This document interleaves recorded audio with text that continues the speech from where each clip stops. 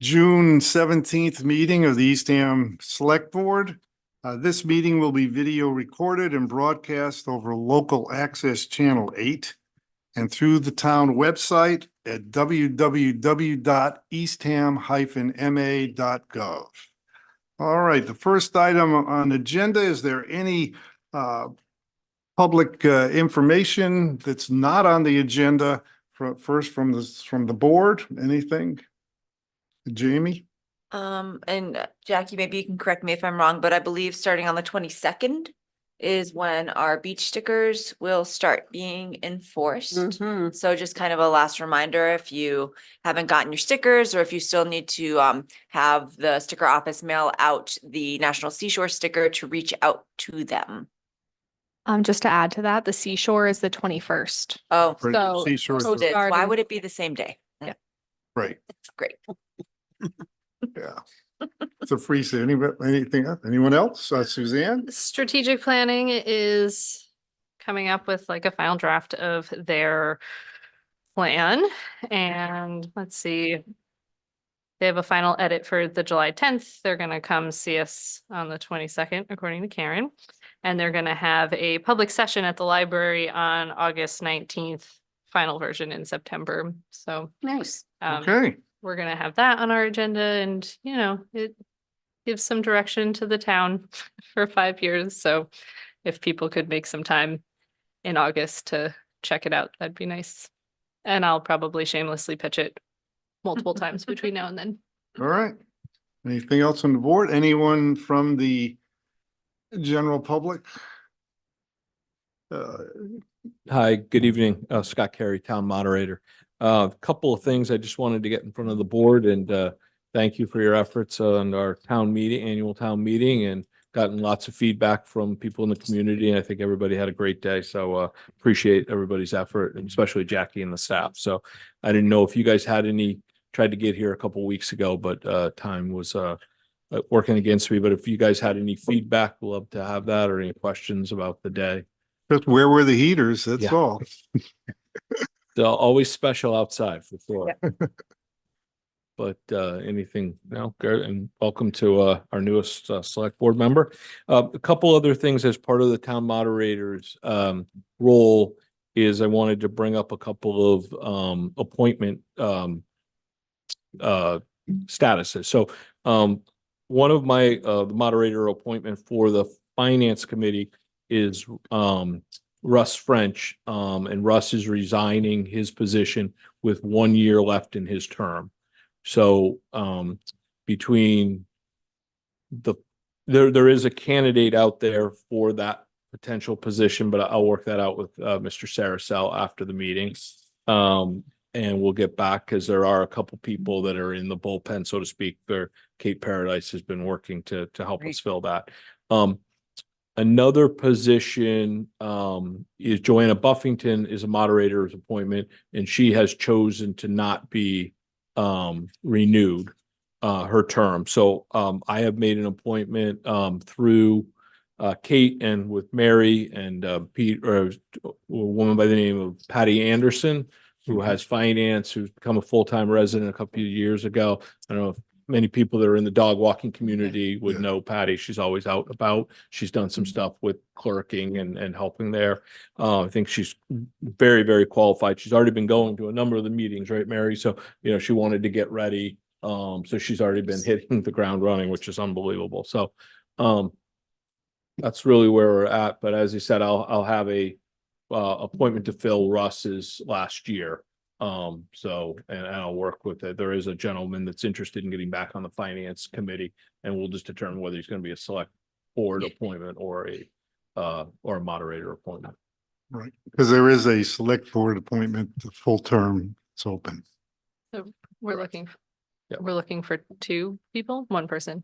Well, no, so I need a moderator needs an appointment for the balance of Russ French's term. So that would Okay. be 1. And then there is a resignation or a non-re. An open, not Open seeking- seat, I'm sorry, yeah, open seat. And you That have it's a someone, select boards. There's one person so We have the far. same person That we in mind, Yeah. so There's we'll only work one it out. person that's interested, as we know, as we sit here today. And so we'll battle that out, but unless anybody else has anything else. So we need to do some recruiting for. Yes, I mean, I think talking to Cape Paradise, there is a general number of spots across the various committees that make up the town. Yeah, I don't Yeah. know if there's a number, but there, I got the impression there's a number of openings, didn't you, Mary? Yeah, Right. a number of openings. Yeah. So anybody at Sure. home looking to get involved, please let yourself be known. That's right. Scott, you did do a good job at the town meeting, even without the heaters. Great job. Thank you very much. I appreciate that. It was a lot of fun. So great. Enjoy your meeting. Thank you Thank very you. much. Thank you. Any other public comments? Anything that's not on the agenda? Okay, we'll move on to the next. Robert, or you're up. Our district attorney has come to let us know what's happening. Thank you very much. With your permission, I'd like to hand out a copy of our annual report. You may do so. Each of you two, there's 7 copies there. Good evening. I really appreciate this time, and I appreciate the fact that you let me come before you last year, and I'm going to make the pitch if I can come before you next year. So I just want to give you a few updates since I've seen you last. I don't want to regurgitate what I mentioned last year. But I'm going to start off with something I would say is exciting. We launched a website. It's the first time that this DA's office has had basically an independent website. There was a mass.gov subset website for a little while, but now we have our own website. It's called capeandislandsda.gov. It's been referred to as a forward-facing website. I still don't really know what that means, but apparently you have the ability to interact a little bit with the website, and you can sign up for emails and even text messaging if you wanted updates from whatever we're working on. It's pretty good and in-depth, I would say. I spent about 40 minutes on it, and I didn't get through all of it, so I would invite the members to take a look at it when you have a chance. There are a few different topics, total about 3 or 4 that I just wanted to highlight tonight. The first revolves around human trafficking, and I do remember talking a little bit before when I was here last spring, but I want to kind of bring you up to speed. Some of you might remember human trafficking really was not on the radar screen at all as I was preparing for this job. And essentially, shortly after being sworn in, I went to a coffee. I was invited to a presentation by Cape Cod Path, People Against Trafficking Humans. And there was a survivor speaking. Her name is Jasmine Grace. So when I went into this event in January 2023, it was random Tuesday night in January, and there's about 25 people there. There's all women, one other gentleman. A good-sized guy in a dark blue uniform wound up being Scott McDonald, chief of police from Orleans. So listen to this compelling presentation by Jasmine. A couple of days later, I went into Chief McDonald's office just to ask him what were you doing there. And he said that he had a goal. He was launching a Cape Cod human task force within law enforcement circles. He wanted every single police department to dedicate a patrol officer or detective to this unit to investigate HT cases. And I left that meeting quite honestly inspired. I went back to my office and I met with a bunch of staffers, see what we could do. So we launched our own HT task force within the office, civilians, to basically promote awareness. And we got some folks from Cape Cod Healthcare, Health Imperatives, Independence House, Children's Cove, Cape Cod Path, Treasured Life, and we started having quarterly meetings to promote awareness. But as you all well know, we're a prosecuting office. So I approached our delegation. I'm going to say this word, begged. I essentially begged for more funding so I could create an HT prosecuting unit. We've never had one before. And we were successful in those efforts, and I want to recognize and thank our Cape delegation for getting us the funds. With the money, we got an opportunity to approach a woman named Vanessa Madge. She was an assistant attorney general in Boston. We convinced her to leave the bright lights of the big city to come down here to help launch the HT unit. And she arrived last summer. Beyond investigating cases, she also worked with Danielle Whitney, who is the director of our community programs, to work on an application. Every year, the Massachusetts District Attorneys Association would offer grants. There was $1 million in the pot, and there are 11 DA's offices. So all of us get to compete for this pot of money. We had a ceiling of $100,000. So this office had never applied before for this grant. Danielle and Vanessa got to work, and as they were literally in the process of filling out the application, we learned the news that the pot of 1 million was cut to 450,000. So now we're competing against 10 other DA's office for less than half the big pie. We put in our application for 100,000 nevertheless. Shortly afterwards, we learned that we received $97,051. So we're pretty excited about that. Begs the question, what'd you do with the money? We gave $50,000 to an outfit known as My Life, My Choice. That's an outfit that was found by a survivor. They were founded in Boston, had a Metro Boston presence, nothing down here in the Cape and the Islands. So with this 50,000, it gave them the opportunity to come down this way, and they work with teenage survivors and adolescent survivors of HT. We gave $10,000 to the Independence House, who works with adult survivors of human trafficking, and the balance we used for training for both of our prosecutors and some law enforcement partners. They recently went down to Dallas for an annual conference. Thereafter, myself and a couple others in the office began going on a tour of the Cape and Islands to various stakeholders to promote awareness again. And we met with folks such as the Cape Cod Regional Transit Authority, folks from the hospitality industry, Chamber of Commerce, the Cape Cod Community College, the Y, and they were all really receptive, agreeable to put our information on websites. What we did was we created a hotline with a QR code, and we literally just received the other day about 1,000 magnets that hopefully you're going to start seeing on things at backs of taxi cab, in the back seat, the back of bathroom stalls, and on various websites, both nonprofits and governmental websites. So we're pretty excited about the reception that we are receiving so far. The data suggests that it takes 6 attempts for a survivor to leave the life. And we figure as much as we can permeate the Cape and Islands district with our QR code and get resources out there, we can hopefully try to bring that number down. So we're pretty excited about all these efforts. Another topic I wanted to talk about was we created a human rights unit. It's led by Courtney Scalise. Courtney comes to us with a really unique background. Courtney was a prosecutor in New York City for a number of years. She was then a prosecutor in Guam. And then she was a prosecutor in Anne Arundel County in Baltimore, or Maryland, just outside of Baltimore. The reason for all that moving around is her husband's in the Coast Guard. And as he's getting closer to his retirement, she's originally from Massachusetts. She came back home first and was looking for employment. And we were able to convince her to join our office, and she's the chief of our human rights unit. Many of you may very well be aware of some kind of high-profile cases I've had in my short tenure. We've had such cases that occurred over at a pond in Chatham. We had a case over on Main Street in Hyannis that was captured by video of a restaurant worker and went viral. We had a situation in Martha's Vineyard where a white supremacy group put signs up on poles outside of Black-owned businesses. We've had drawings, for lack of a better word, on the walls of the Mashpee Wampanoag Language Reclamation Office. And we've had many other high-profile incidents, and those are just the high-profile ones. Courtney is working these investigations, and I look forward to being able to report back her conclusion on these investigations. And finally, one other topic I wanted to talk about was community engagement.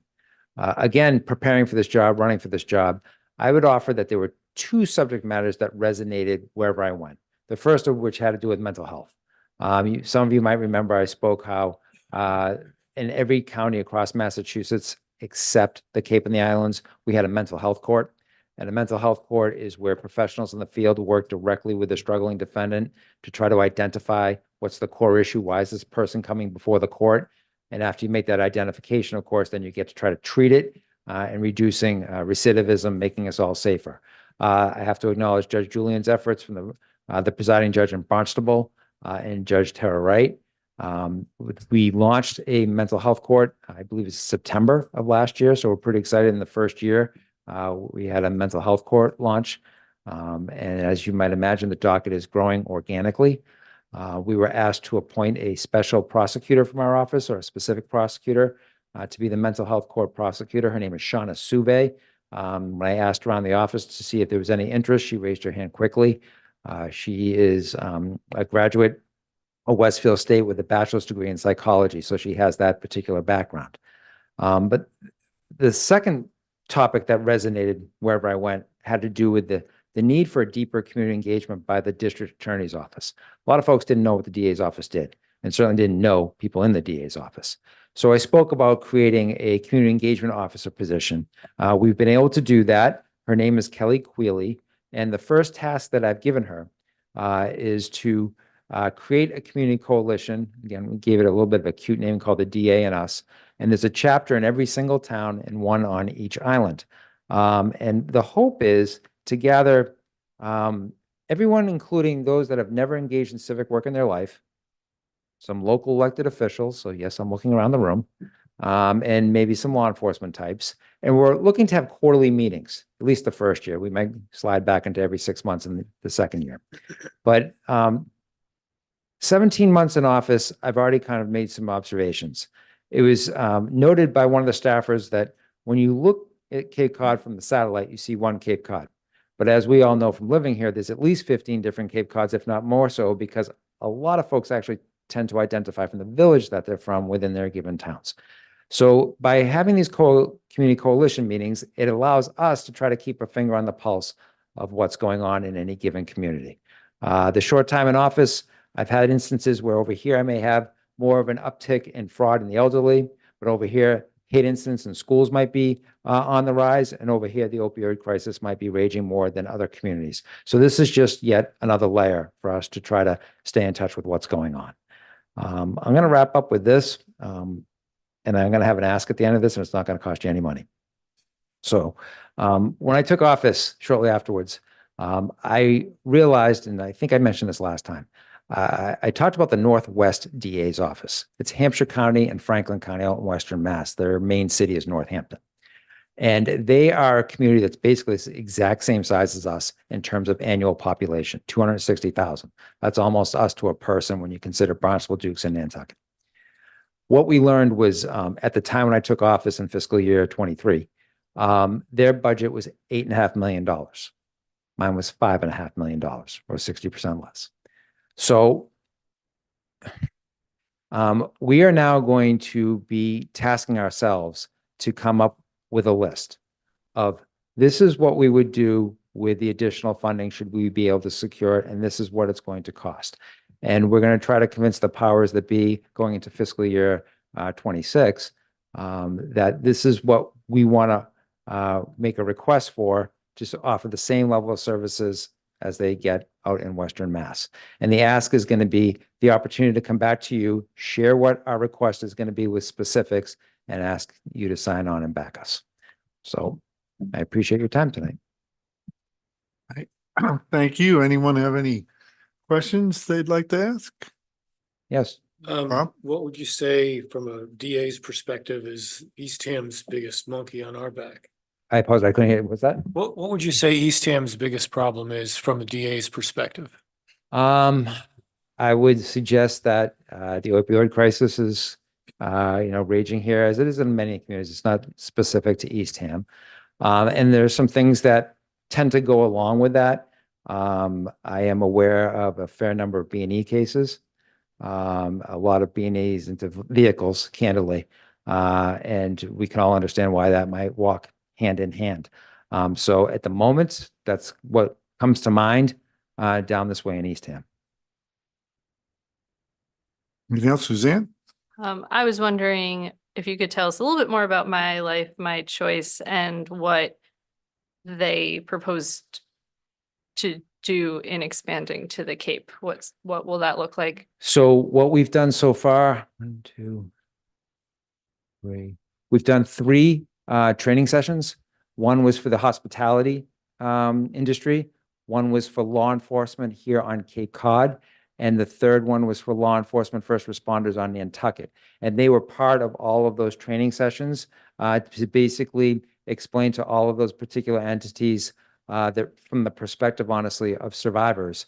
And they were able to explain what to look for. And what to look for was certainly unique if you were in the hospitality side of the house, and certainly what to look for if you're in law enforcement and in the investigative side of the house. So they've been joining us in these various training sessions, and they certainly make their, their services available to survivors, as we get to know more and more survivors. And I was also wondering what happens when someone fills out the form for the tip line? What sort of response can they expect from your office? So it depends on how it's answered. We can connect them with certain agencies if they're looking for help that an agency can provide, or if they're looking to assist us in conducting an investigation, we would certainly pivot them to the appropriate law enforcement. I would like to actually recognize, we're very fortunate. We have a detective in Barnstable. Her name is Katie Parachi. She's basically the guru or the queen for human trafficking investigations. She's not just Barnstable. She works cases across the Cape and over the bridge. She's also a Homeland Security sworn officer, and she's worked federal cases. And I also want to recognize, again, we're lucky, Colonel Mon of the Massachusetts State Police happens to be a constituent. Many of you may know he lives here on the Cape. And I made the pitch to him. Some of you may know I have state police detectives assigned specifically to my office. I think right now it's 19. And I made the request to have specifically an HT, or human trafficking state police detective, to lead investigations. And again, they were receptive to my pitch. And Trooper Sara Barry joined us a couple months ago, and she's leading our state police investigations for HT matters. So there's kind of an option if you fill out the tip line that you could go the services route You could. or the Helping. We certainly will not pressure at all any survivor. If they wanted to go, the services trying to get help and not so much on the law enforcement investigation side, we would certainly work with the survivor. Anything else, Jamie? Anything? Yeah, I want to thank you again for coming to speak with us about this, and I'm always impressed when when you show up when you say you are, and also that you have such a robust presentation and that you are following through with the things that you've talked about at the last meeting. Thank you. I think that you're doing really great work. I So thank appreciate you for that. presenting Thank you. that to us so we could understand it. Thank you. I'm trying. I really am. We thank you very much for taking your time to come here and keep us updated. We look forward to next year, or if something comes up in the meantime, we're here. Good, because I know hope to where come we back in the live. fall. Yes. Okay. I really appreciate it. Thank you so much. Okay. Have a Thank good you night. very Good luck much. with the rest of the agenda. Thank you. All right. Next item on the agenda is a public hearing. The town of Eastham will hold a public hearing at 5:30 PM on Monday, June 17th, 2024 at the Eastham Town Hall in the Earl Mountain Room, 2500 State Highway, and by remote participation on the transfer of ownership of the common vicular and seasonal all alcohol license for Foot Off First Ventures Incorporated, doing business as Uncorked Beer and Wine at 100 Brackett Road. A link to join this meeting will be published as part of the agenda for the select board meeting on June 17, 2024, which can be found on the town's website at www.eastham-ma.gov. All right, is there anyone here from Foot Off First Ventures? Lisa, wherever you feel most comfortable, just make sure the green light's on if you're gonna sit there, and just give us your name and an address and why you're here, and go ahead. All You right. have the floor. So I'm Megan Donnelly and my husband Sean Donnelly. Hello. We are 1567 Long Pond Road in Brewster.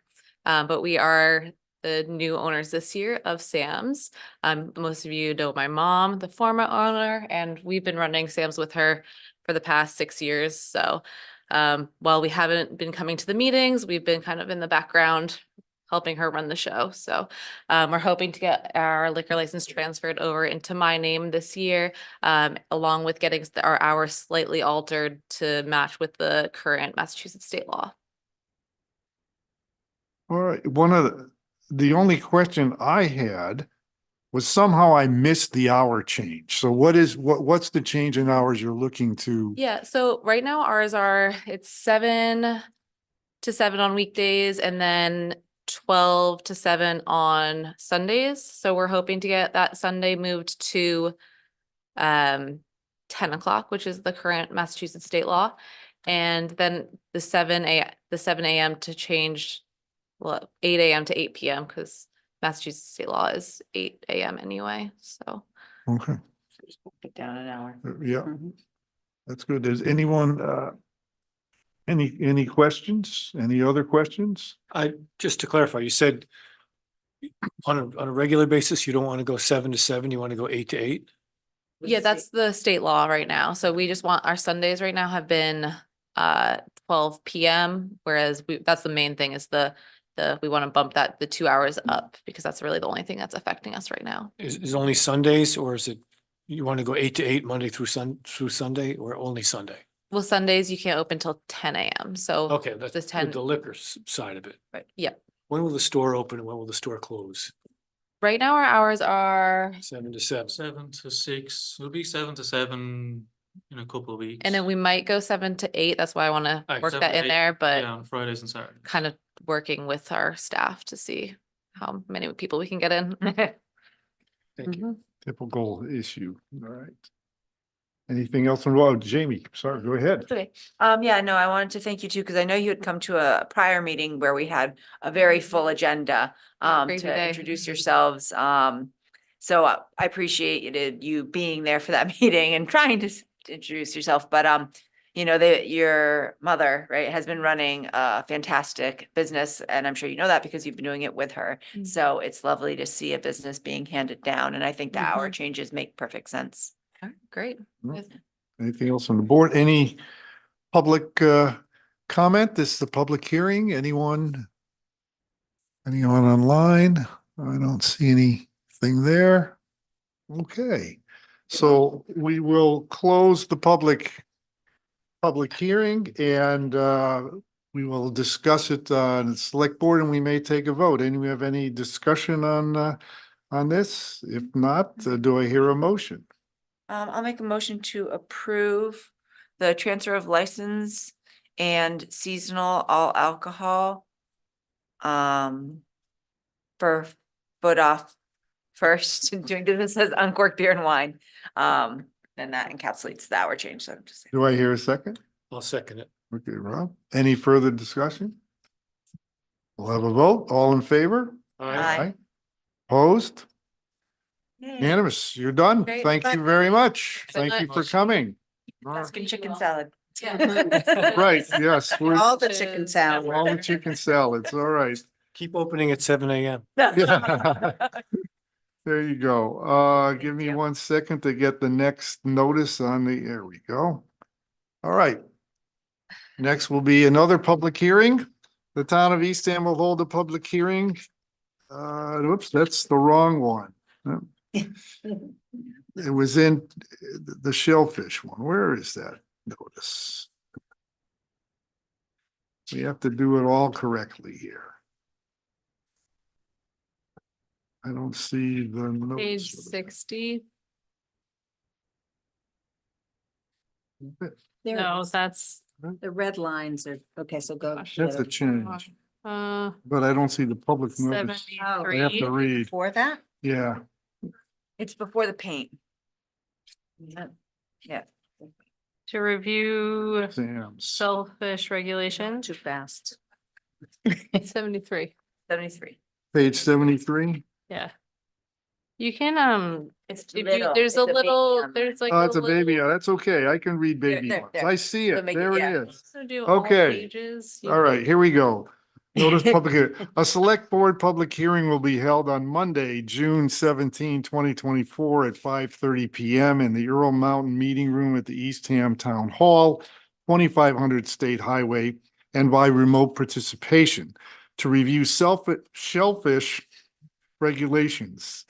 A list of proposed changes will be available at the town's website at www.eastham-ma.gov. Okay, so now we've got a public hearing. Please. Devin Nunes, Shellfish Constable. So we're just respectfully requesting from the Natural Resource Department, just the minor changes specific to outdated dates in the Shellfish recreational and commercial regulations, just to keep them up to date. And then we had two other, well, we had some grammar change in there to be more specific and to clarify things, as well as changing so that we can remove razor clams from being able to be harvested under 28 degrees. That's more along the lines of a common conservation best management practice that's adopted by the majority of all towns. Also, it's kind of a moot point just because razor clams don't come up when it's under 28 degrees. So yeah, those were the only two, as well as adding the weather.gov as a site to go to make sure we're all on the same page when it comes to the 28 degrees and below regulation. All right. Anyone have any questions on the board? Jamie? Yeah, I had a couple of questions, I guess. I'll start with my questions about some of the changes. I think it was page 78, you would change language that went from 10 quart versus pet clam basket.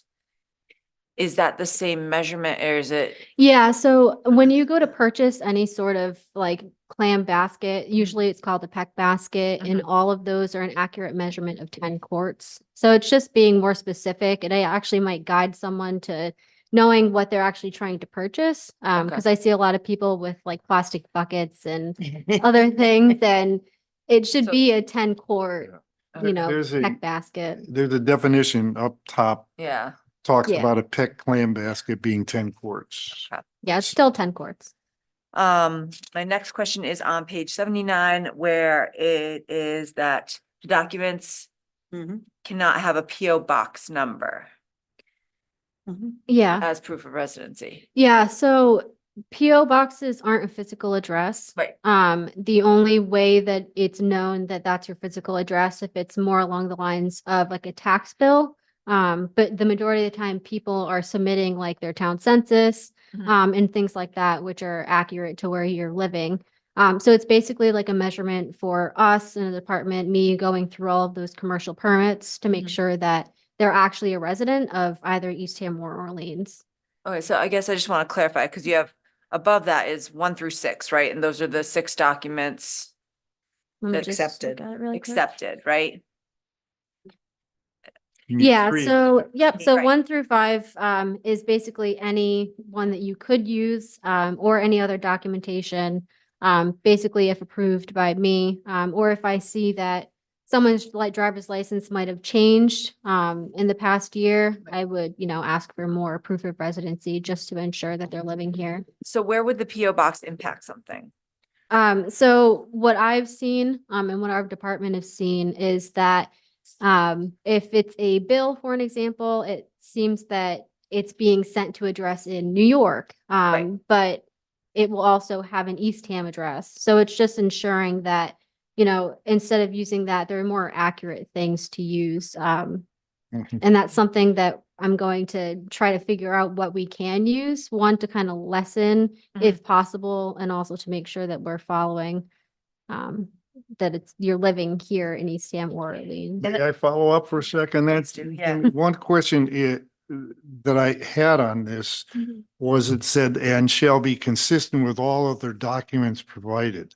I mean, I have my car registration has my PO box, my driver's license has my physical address, certain things and so forth. And so I don't know if you pull all those things up, whether they'll have exactly, Yeah. they will all be consistent. How are you going to? They don't deal with all that? have to be consistent. I You guess have to as have long- 3 of them. Yeah, only 3 of them. And as long as they say Eastham and or Orleans, then that's fine. But we just really have to make sure that they're actually a resident of this Yeah. town because I agree with that, Yeah. yes. Yeah. It's kind of difficult, especially like, I mean, you can write any driver's license address on your driver's Right. license. I mean, Yeah, so it's kind of difficult. We're trying to figure out, and if you guys have any ideas on what we could use to make that more accurate, Mhm. that's also That's And- good. appreciated. And I like for the non-owners, if you're renting, even if you're landlord, I know when we're doing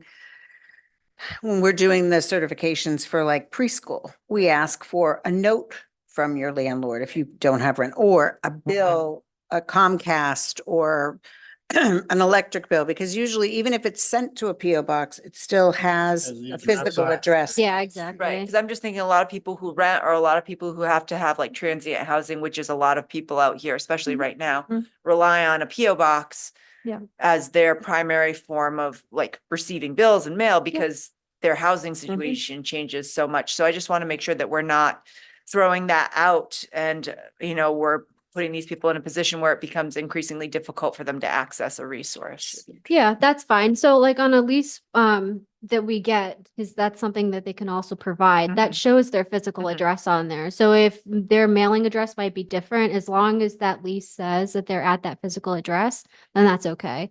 But another reason too, especially with leases, we've had people who sign their own leases because it might be someone in the family. And so leases can also be Mhm. forged and fake. So we're really trying to figure out something to make sure that we're following through. Okay. That's good. That it? Yeah, I guess I have one more comment, just because there was one thing that, coming down the line, I believe that, do we have a public comment? Before I go on, I can wait for public comment. Real quick, Hmm. residency is 6 months and a day, is that correct?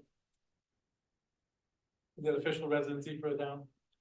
I think it's 180 days. Yes. Right. So 6 months and a day. Yeah, but our regulations state you have to be a resident for a year. Yeah. And then voter registration doesn't go into. That's, Yep, yeah, that was that's one good. thing. I was- Yeah. Yeah, voter registration can't have a PO box. Oh, Yeah. yeah, That's one of the documents we do take, although I have had people who don't have driver's licenses right. or they're not registered to be a voter. So Right. like I said, it's Yes. kind of difficult. And have to work Yeah. with, Yeah. You do, and they generally do. Yeah. Yeah. Excise tax. yeah, Yeah. Carry, there's a million ways. Yeah. All right. Yeah, Yeah. yep, I have I- license to carry. I scan their licenses Right, and that's yeah. part of it. Yep. great.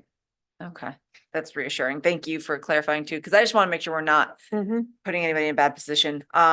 So I believe that one thing that has been discussed is potentially starting a Shellfish Advisory Committee. Not something that would be happening today, but probably in the fall, once we get on the other side of this peak season, on the other side of August. A committee of potentially 5 with representation from both the Bayside, the Nauset Estuary, and Wild Harvest. And I am excited about the potential of doing something like that because I think that it could be a great bridge, especially in situations like this where right, I'm asking all these questions and I'm asking about the baskets and I'm asking about these things because I'm trying to make sure I don't miss something, but my knowledge is restricted by what I do and it's not shellfishing. So, the importance of an advisory committee, I think it would be fantastic for everybody because it would save you time, having them there as a resource to be a liaison and bridge all of these things. So, knowing that that's coming down the line and not seeing anything, I think that's raising any eyebrows because I was reluctant to even entertain these without having an advisory in place already. I would lean on public comment, since we have someone from the public here too. If there was any reason that it was felt that these regulation changes should be put on hold till the fall, I would entertain that as well. And wait for the advisory committee. But if this is more just kind of bringing everything up to speed, which it seems to me, I'm good with it. Right. I have just one question on page 81 and it's section 4.12G. Recreational permits will be issued July 1st of every year and shall be valid until the 30th, which is fine, I understand, but so they're going to be issued only on you're going to have a line on July 1. I mean, how are you? No, it's just Looking like way the it's done. beach. It starts the That's when they get period. It Yeah. start, Yes. yeah, but I think it start, You can buy them in Early. April. Yeah, so you can But it's purchase after your July permit 1st. prior to that. It's just, it's not gonna be valid until that Can't date. use it. But you can still use, like right now, Your the old one. 2023 permits can, well, they were used until the deadline. Like Right. beach stickers. Yeah. But we've Yeah, always well, had beach that, stick, yeah. we've always had the inconsistency Right. between what we do with beach and what we do with shellfish. So this will make it Make it- uniform. Yeah, It- especially because today I had a couple of people who didn't have up-to-date permits, so their permits were not valid. And that kind of sucks because they wait for their dump stickers and everything else that they get with DPW, which doesn't align with our shellfish permits. Yeah. So it's So just this is basically great. aligning all of the dates so that it's easier for everybody. Well, the Yeah. only question that I have, this is curiosity Yeah. question. I get the dumps, I get the sorry, I said dump. Okay. I get the Yeah. I get the transfer sticker. Comes out at the end of April or something. I get in the mail. I ask if the transfers, can I put it, take the old one up with the, yeah, put the new one on. So it's being used now, but what we're gonna do with shellfish is I have a 2023 sticker. It's good. Let's assume it's good till June 30. Mhm. And if I get a new 2024 one, I can't use it on June 30th. I have to, it's not valid. It's only valid on July 1 and later. Is that? Yeah, but you That's would right. still have your old The permit. old- Yeah, yeah, I'd have the old one, but I have to, but the new one yeah, has no validity before July 1. Correct. Okay. yeah. Yeah. Very good. That's why it was my understanding. Now, does anyone else from the board? Anyone from the public want to say, please come and you state your name and your address and we appreciate it. Make sure the green light's on so we can hear you. Hi, Craig Pusikian. I live in Orleans. I have an agriculture grant here at First Encounter. Thank you very much. I appreciate it. I'm on the Orleans Shellfish and Waterways Committee, and not to blow our own horn, but I think we're one of the most respected committees in town in Orleans. I was the liaison for the Eastham Shellfish Committee, which you had up until about 4 years ago, I guess, maybe. Mhm. And it kind of blew up. And I don't know what happened. Maybe Jackie, I don't know if you know, I'm not sure what happened, but it kind of imploded on itself. Mhm. And I think this town really needs one. Mhm. Really does. You know, I mean, just to answer any questions that Devin might have, certainly, you know, if she has, you know, maybe, anyway, or what you might have, but I would highly recommend it. And one of our most valued members of our committee was a non-fisherman. So you have commercial fishermen, recreational fishermen, agriculturists. The one guy, Dave Quincy, I'll mention his name, he was a genius and he was a member of the Coast Guard Auxiliary. He's a sailing instructor up at one of the camps in Orleans, I think, not if I can't forget what camp, but he was great. So you might want to consider maybe, we have 7 regular members and 2 alternates, and quite often we can't fill even the 7 members. So I would recommend 7 or 9 members and try and get some people from the public who are interested. They want to be on a committee, and they may not be a shellfisherman, but they may have insight as to something that would be really advantageous to, you know, shellfishing or even just waterways boating. So that's all I All got. right. Thank you. Thank you. Thank you. I appreciate that. Thank you. Any other comments from the board or the public? Okay, we will close the public hearing and we'll talk about this. Any comments from the board? Anything else? Said my Do, piece. do I hear a I have a motion? Question. Well, this could be heresy. Why don't we tap into the Orleans committee? Well, we had, there was We a do. liaison. There's for a the liaison. Group that sat in our meetings. we do. Nicole actually sat in a couple times Mhm. because she really couldn't make it all the time, but that liaison who did come is no longer really welcome to either town. But what, there was, in the announcement, it said there was some changes to agriculture, do? Oh, it said on the, it said on the, This was just the recreational and commercial. It was for date changes, really. Yeah, no, I think, yeah. Yeah, a lot of folks that have grants in town are in great communication with Jackie and have lots of experience with folks that are also on the Orleans committee. So I think there's a lot of overlap already. And I think that the interest in doing an advisory committee is coming from a place of that overlap and people that already have a pretty solid understanding of what some of the folks are already doing. So there's definitely, the interest is there, the education is there. I think it's just that we need the time, and in the fall, once we have the time to create the structure. Looking at But- three waterways where one of you, an Eastham resident could actually have a grant. Sure, exactly. Right. Yeah, I think Bob's point though is very well taken because we do share the resource and we do have a reciprocal arrangement. So I know that our Shellfish people work very closely with theirs, Mhm. and the committees probably should have some cross, because it would be lovely to have our regulations match as opposed We to. changed these Orleans regulations 2 years ago at Eastham, so Yeah. it made more sense. Yeah. All I'm saying is we should take advantage of this. Expertise. Yeah, I mean, if your committee is this polished and effective, we should Okay. take advantage of it. Craig, you can be the liaison to Eastham. There you go. That's it. We the liaison. All right. If I could just make one more Yeah. comment regarding that. So I was notified that Nate was gonna be doing some regulation changes as well. And I had a meeting with some of the aquaculture people recently. And we kind of discussed that, and there was someone from the Waterways Committee, and she mentioned that, she would like me to speak and kind of converse with them about that. So we would want to make it so that, everything is the same, considering that we share waterways. But at the same time, I try to stress that we can still have certain things that pertain to Eastham or Orleans, that targets, two different towns. But yeah, we're still kind of working together with that. Excellent.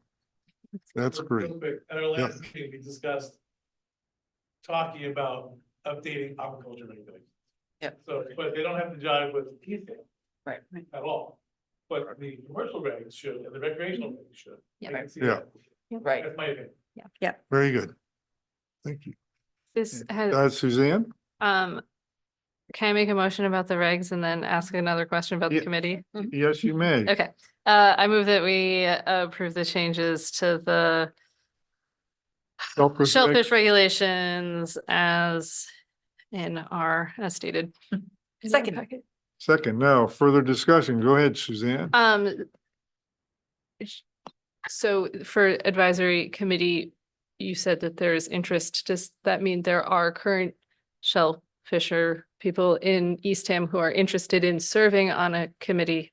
Correct. Okay, just checking, because sometimes people are like, we're gonna do a committee and then we're gonna ask for liaisons, and then people are like, I don't really. We actually don't have want to anybody, do yes. Yeah, no, they're, that." So I didn't want to like. I'd say that the request for this has come from them. Okay, perfect. Yep. Yeah, they asked either like a advisory panel or a shellfish committee, something along the lines, so that we Yeah, that we can can ask. have Okay, meetings perfect. about Yeah. that. Okay. And then would we be the ones writing the charge or just approving it? You would Yeah, maybe. we would write the chart Charge. and choose the number of folks. So I'm sure there would be conversation. Obviously, it wouldn't be like a very top-down thing. It would be a conversation that would develop that. And once that is And the numbers. decided, we would go through a process of appointing applicants.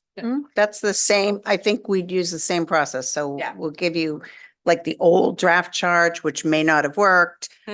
Talk to the, It was the charge was the problem for sure. yeah, and I think, just talk about what the mix should be, and Yeah. then we'll, Okay. have some meetings and finalize it Sounds good. After August. after, yeah. After, okay. Okay. That's Any great. further discussion? We'll have a vote. This is on the motion to approve the shellfish regs as presented to us, the changes. All in favor? Aye. Opposed? None? Done. Awesome. Good. Good Thank you so job. much. Thank you. Thank you. Thank you. Thank you very, Right. very much. All right, on to. Thank you. Thanks, Craig. Thank you. For coming again. On to administrative matters, EV charging fees. Is the first one on the list. Are we ready for that? Do you? We ready? Yeah, I don't have You anything want a more to add motion? since last time. You have No. nothing more to add since We last just time? don't like to do it in one night. We Right. like to. Yes, give us a Fair chance bit. to move and Exactly. think Yes. about it. Yes. I guess I have a question. You go ahead. Why wouldn't we adopt Richard's proposal? Yeah, why, that's I mean, right. we learned that, how did you come up with these rates? Well, it was kind of a swag based upon other rates that were Yeah. available. Yep. No, not quite. I mean, we Okay. do know that it's gonna cover the cost of electricity and some basic annual repair. It's not going to cover a wholesale replacement of, Right, it was a bit short on that, but the numbers were round numbers. Mhm. Yeah. So I would ask that same question of anybody here. Yeah, no, the only question that I had was that one of the towns, I think it was Orleans, had a charge, a fee that if you were sitting there plugged in but not charging, there was a fee. So you're not using up the spot. I think we will look at that. We'll see if if that problem occurs. Right at the moment, we don't know of it, but if it does occur, we can look at, the select board can look at that in the future. yeah, we can get information now as to each charging session. And so the concern is somebody plugs in and leaves their car there all day. And it's fully charged and, you're sitting there for 6 hours while somebody else could be charging. Right, so Oh, that you don't allow someone else to use it. Those rate fees are based on a rate of what you Used, charge. Charge. not how long you sat Yeah. there. So we don't know the What happened? information on that yet. But the only But one that we'll look does that, at I it. think, was in Orleans. Orleans had that, yeah. We can look at that and then next year when we're reconsidering this, we can update it. maybe it was in your letter. When will these rates go into effect? Going on. As soon as you'd like them to go, I think we're pretty much ready to go. We might need a Oh. little bit of lead time, but so maybe July 1, July 1 for July- bookkeeping purposes for you, Rich. Yeah, but whenever it's practically feasible, which is, I think, is pretty quick. Yeah. Except that our treasurer's on vacation, but other than that. Okay. July okay, 1st. July 1st. Well, I'll make a motion to approve the EV charging station fees. Oh, sorry. Second, and I have a Effective question. July 1. effective July July 1. 1.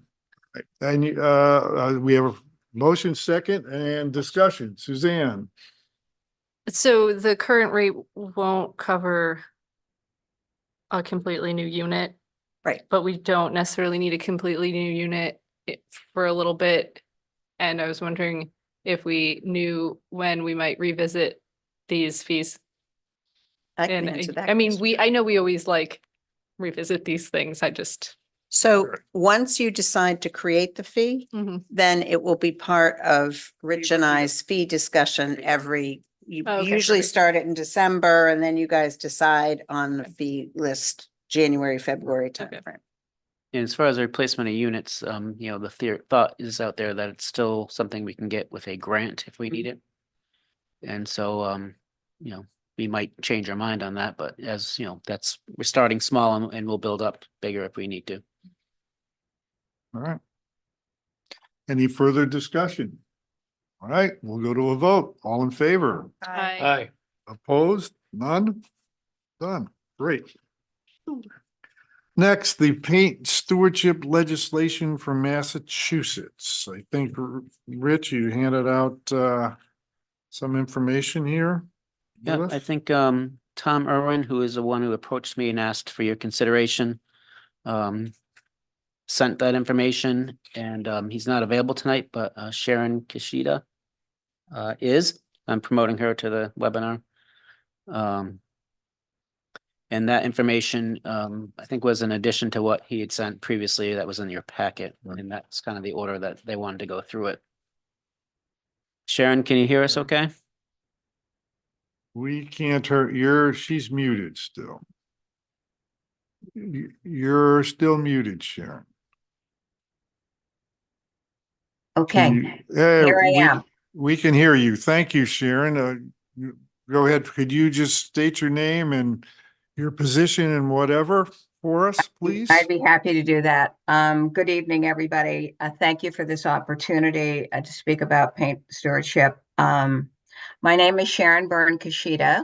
I live in Rockport. I live on the other much smaller Cape. So it's kind of really interesting to hear your somewhat similar discussions this evening. As a way of background, as Rich has said, my colleague Tom Irwin has prepared the handouts that you received tonight, and I hope to have some time to go over those with you. My own personal background is that I retired from Mass DEP 3 years ago, where I served as a regional municipal waste reduction coordinator for 39 communities north of Boston for 23 years. My title was Municipal Assistance Coordinator, and some of you may know Carrie Purcell, who is the Municipal Assistance Coordinator for Cape and the Islands. She works out of Cape Cod Commission. She and I shared the same job, but just in different regions. Before I worked at Mass DEP, I was the first, last, only recycling coordinator for Essex County. Some of you may recall that Essex County was abolished in the late 90s. But during my short 2-year tenure there, I facilitated a regional household hazardous waste collection contract that was utilized by, up to 42 communities. And on a yearly basis, there were 30 plus communities that used this, similar to the one that you have on the Cape that has open events, and you can sign up for to attend an event that's not in your community. Cape Cod is way farther ahead than we are with your reciprocal program. And I see that you kind of have your own reciprocity program with Orleans, which is great. One at the beginning of the season, one at the end.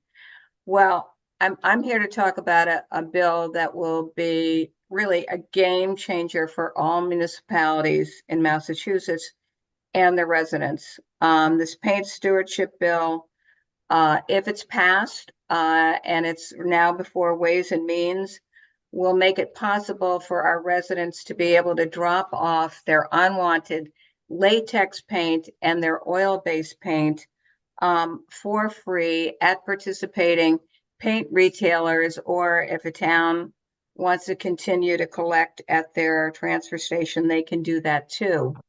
One of the handouts that Tom had included in the package was, well, I'll just back up. I want to say that 12 states have passed this same exact bill. 10 of them have successfully implemented. 5 of our neighboring states have had these, well, 4 of our neighboring states, Connecticut, Rhode Island, Vermont, and Maine, have had it in place for 10 years. New York is the most recent state to implement, and they implemented in May of 2022, and they've had great success. So the way this program works is that when someone buys a new can of paint, consumers, contractors, they would pay a small fee, generally less than $1 per gallon, when they buy new paint. That money would go to a nonprofit called Paint Care. It's formed by the American Coatings Association to get latex recycled paint recycled into new paint when possible, and to responsibly handle all oil-based paint, all at no cost to consumers, contractors, hotels, of which you have many, and inns. It will make it easy, and it will be 12 months a year. So you won't get those panic calls come October saying, oh, gee, I'm moving. I've got a cellar full of paint. The paint that will be accepted, it's not, you do not need to bring back a receipt. You do not need to purchase it in that store. We have seen, the irony is what we have seen in those Massachusetts communities that border Rhode Island, Vermont, New York, and Connecticut. Those stores have been accepting paint from Massachusetts residents for as long as they have implemented these programs. It's time for us to get this passed. So I don't know if you've had a chance to look over all the things. This paint bill has broad-based support. As I said, it's supported by the American Coatings Association. We have gotten terrific support from municipalities, and that is my ask tonight, is to get the support of Eastham to sign on. The Mass DEP and their 10-year or their 2030 annual and 2030 municipal waste reduction plan, the solid waste master plan cites product stewardship and paint in particular as a way we can address our solid waste disposal capacity crisis that I suspect that you are aware of. The Mass Municipal Association has cited the paint product stewardship bill in particular as a priority bill for this legislative session. We have over 3,200 Massachusetts residents that have signed petitions. We have a whopping 91% of people who have attended 8 hazardous waste collection events who have said that they would be willing to pay the up to the dollar eco fee. We have 28 representatives and 12 senators who sponsor who have co-sponsored this legislation. And to date, we have 69 municipalities that have signed resolutions, much like the resolution I'm asking you to sign tonight. Revere was the latest one to send one in today. And as maybe you know, we are nearing the end of our legislative session, so timing is of the essence. So we're hoping that the select board of Eastham will sign or vote to sign a resolution this evening in support of this bill, which will reduce your municipality's costs. It will be greatly convenient for all of your residents, and we will be managing our paint waste in a much more environmentally friendly way. And I should add that the latex paint, as much as possible, will be recycled. And you may know this, that there is a recycled paint company started, I believe it's in Hanson, it's called Recolor, that ironically, they have had to go to other states to source their feedstock because there's not enough latex paint for them to make their new paint. And the oil-based paint will be managed in the most environmentally friendly way possible. So we're going to remove it from our waste streams. I suspect that your waste is going to Rochester. I don't know what you pay per ton, but my small town, when you figure in the disposal cost and the transportation cost, it's over $100 a ton. And given the fact that by the end of this decade, we will not have, or will have very few, if any, municipal solid waste landfills left in the state, we're only going to see those prices go up. Questions? Any questions from the board? Jamie? Thank you very much for taking the time to present this to us. You know, I agree, right, that preventing mismanagement of waste and avoiding pollution is always a good choice. I guess I have a few things that make me a little bit reluctant. One is timing, right? I don't know if I really feel comfortable making a quick decision on something like this. And I guess the reason is that there's a few. First, we already have hazardous waste collection 4 times a year that's offered to Eastham residents, and that is a free program that people can already access and accepts this type of waste. And the other concern is the eco fee. And I understand when it's presented as just under $1. It's just a small fee, but every fee is presented that way. And what happens is we end up with many little fees that become big fees, and they always fall on the back of the working individual. And that to me is very problematic and makes me reluctant to consider this at this time. We have a lot of people who do commercial painting in our town, and the idea that this fee is going to be on every single can of paint that these individuals have to purchase for each of their jobs, creates higher costs for the businesses. It creates a higher cost for the consumer. And it just kind of compounds. And it's something that I think is a great idea. I just don't know if I'm ready to support that, given the concerns I hear from residents about the increase in fees and taxes and everything that just keeps piling up. I think I just need a little more time to sit with this, sit with our waste collection that we already have and see, you know, how that serves our community. Anybody else? Bob? Yeah, I I was in Connecticut for many years and we had this, I think you mentioned it was for a decade. And I guess what really happens is people don't even notice it after a while. There was no piling on of fees on this one, but that was really the heart of my question. Somewhere in here, I read that there's a concern that, you know, other solid materials may end up in, you know, in this reclamation type of a situation. You know, would we bring back carpeting? I think was the answer. Would we bring back tires? Yeah, or it could be anything. Is paint just the gateway to something, to turning back in all of old stuff, no matter what, and having fees laid on top of that?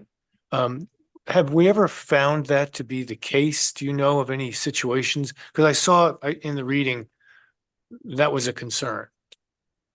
Thanks for these great questions. So I want to just go, I actually looked at a presentation that Calliope, do you know Calliope? She works, she coordinates the hazardous waste collections for the Cape.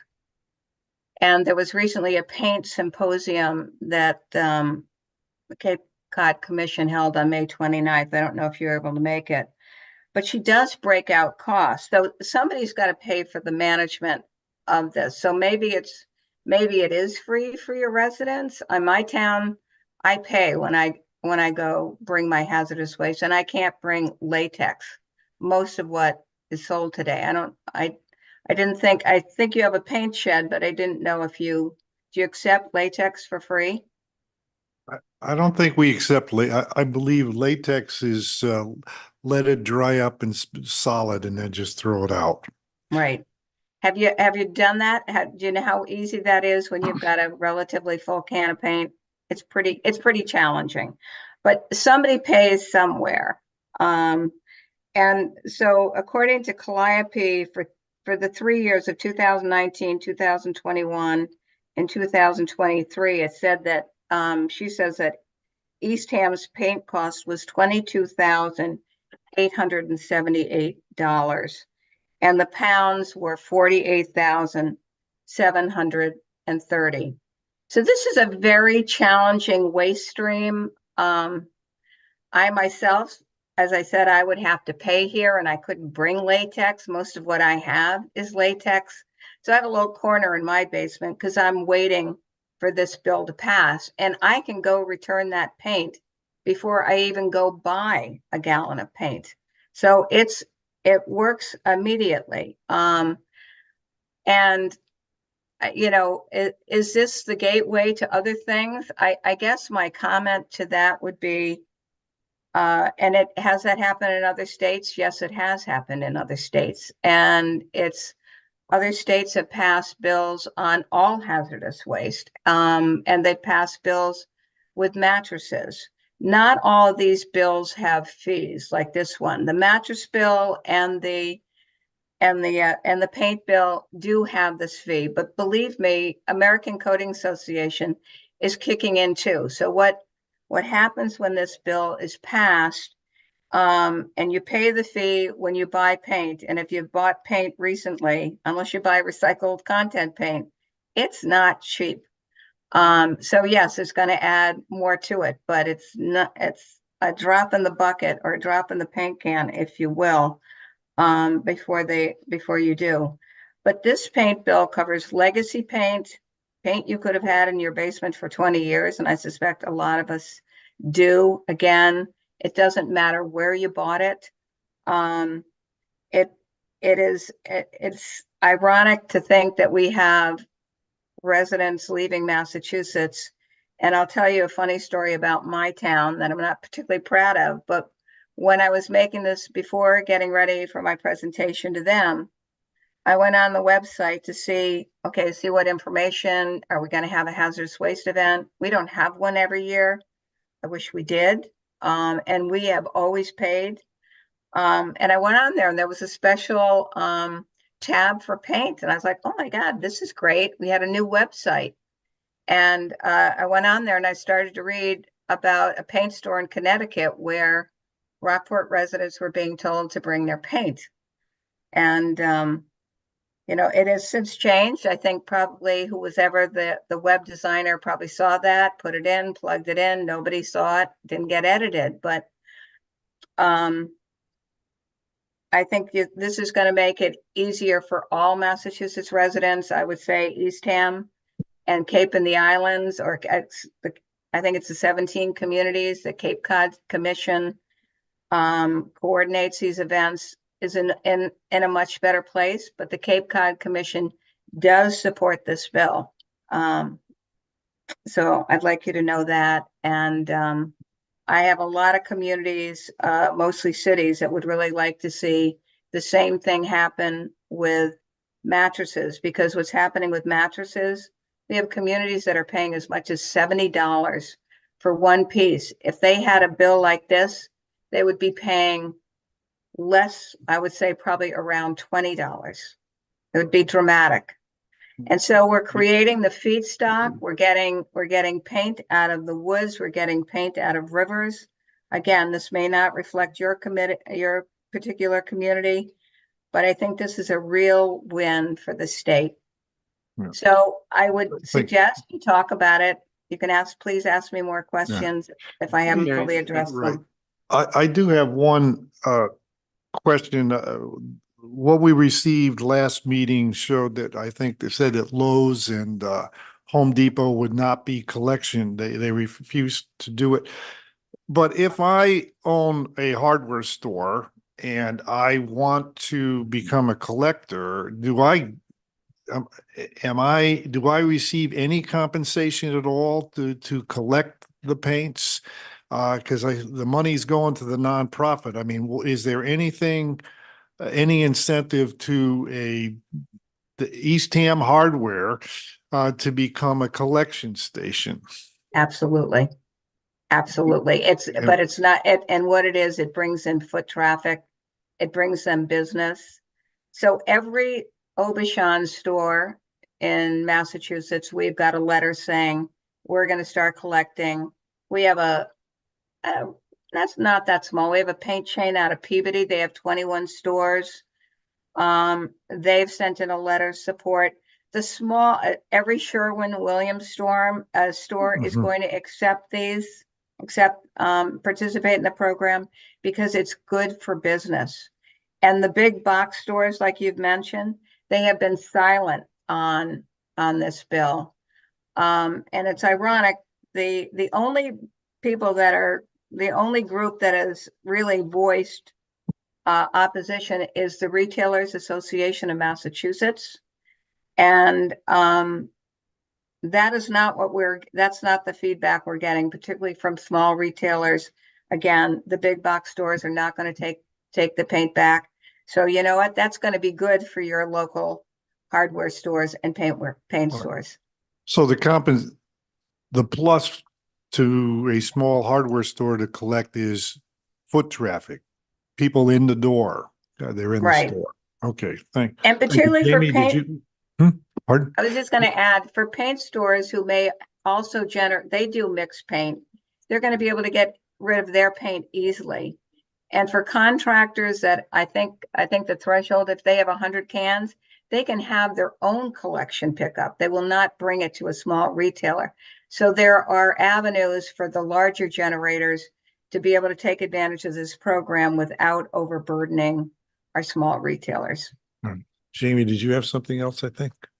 Yeah, I think just among the board, I feel like it's a little bit of a premature decision without input from a lot of our businesses and a lot of our commercial painters. I'm not saying it's necessarily the right or wrong choice. I just think I'm just not ready to make a decision in favor of something like this without those people who are directly impacted by something like this. I don't think it's And I Understood. have one more question. Rob? Bob? Why wouldn't the bill require compliance by the big box stores? I mean, this is the beauty of this bill. It's voluntary. So a retailer can choose, but they don't have to. They can choose to We'd have a participate, but they lot more can't choose on the naysayers, tab. I think, if we required retailers to do it. They do not have to take back the paint. Right. Okay. And in surrounding states, what is the final fee? Because in what we have, it says up less than $1. And I was wondering if you knew what it was in the other states. So I think that the only state that is above $1 for up to 2 gallons of paint is $1.25 is Vermont. And the reason that they're citing that they have had to raise it to $1.25, again, up to 2 gallons, it's less for the smaller containers, but they have gotten so much imported paint from Massachusetts and New Hampshire, and prior to New Hampshire, New That makes York sense. passing it, Just keep doing that. it was out of state paint coming in. So you listed them off and it's Connecticut, Vermont, Maine, Rhode Island. The only abutting state to us that hasn't passed it yet is New Hampshire, Is New And they're- Hampshire. and they're looking at it. So we're being Behind great us. neighbors. All right. I liked knowing that a larger company could make an arrangement to have their own paint pickup. I don't know how it's handled currently on job sites, if it just like goes straight in the dumpster when there's excess. I don't know how that's managed. So I like that. Getting rid of our waste isn't free. And if it did expand to other products, I would still understand it, because we're not in a day where like you can just flush this down the drain or bury it in the backyard. We have to do something with it. Right. I think, a key component of all the product stewardship legislation is that the manufacturers, the producers, are invested in the life cycle of their products. That is really is the nut of this, is that we don't have this conveyor belt of waste coming into our municipalities, that our local officials, DPWs, are tasked with figuring out how to manage, and even every day, a more complicated waste stream, and then pay for it, and a more complicated recycling stream. One other question is, could the Eastham DPW become a collection agent at the landfill? That's up to the town. Absolutely, But yes. it would be allowed to under the bill? Okay. Along So, with our mattresses. Just if you can visualize this, a collection site would be given a cubic yard box. I think they call them toters. And the collection site would contact Paint Care to let them know, maybe, a couple of days before it's full. So that they will come out, they'll take the full one, and they'll give you an empty. And it works very well. Jerry, just a point of Okay. clarification. Rich, so sorry. Yeah, just a point of clarification. She mentioned some figures, and they're pretty much on target. I think we do the hazardous household waste day. I think we have budgeted about 24,000, and that cost is going to go up in the upcoming year. So say 28,000. So that's no cost to our taxpayers, our residents, or Orleans. It's just built into our tax levy, our budget. Mhm. And then our transportation and disposal costs are probably in the range of 120, 130 bucks A per ton. ton. So we don't know the impact of what might be being disposed into the waste stream. But obviously it's impactful to the extent. Mhm. That's the order of magnitude of that. All right, thank you. Any other questions or anything? what you're asking today is for us to agree to sign on To the bill. to support, to ask the House and Senate to pass this bill. To endorse it. And to endorse it and ask and request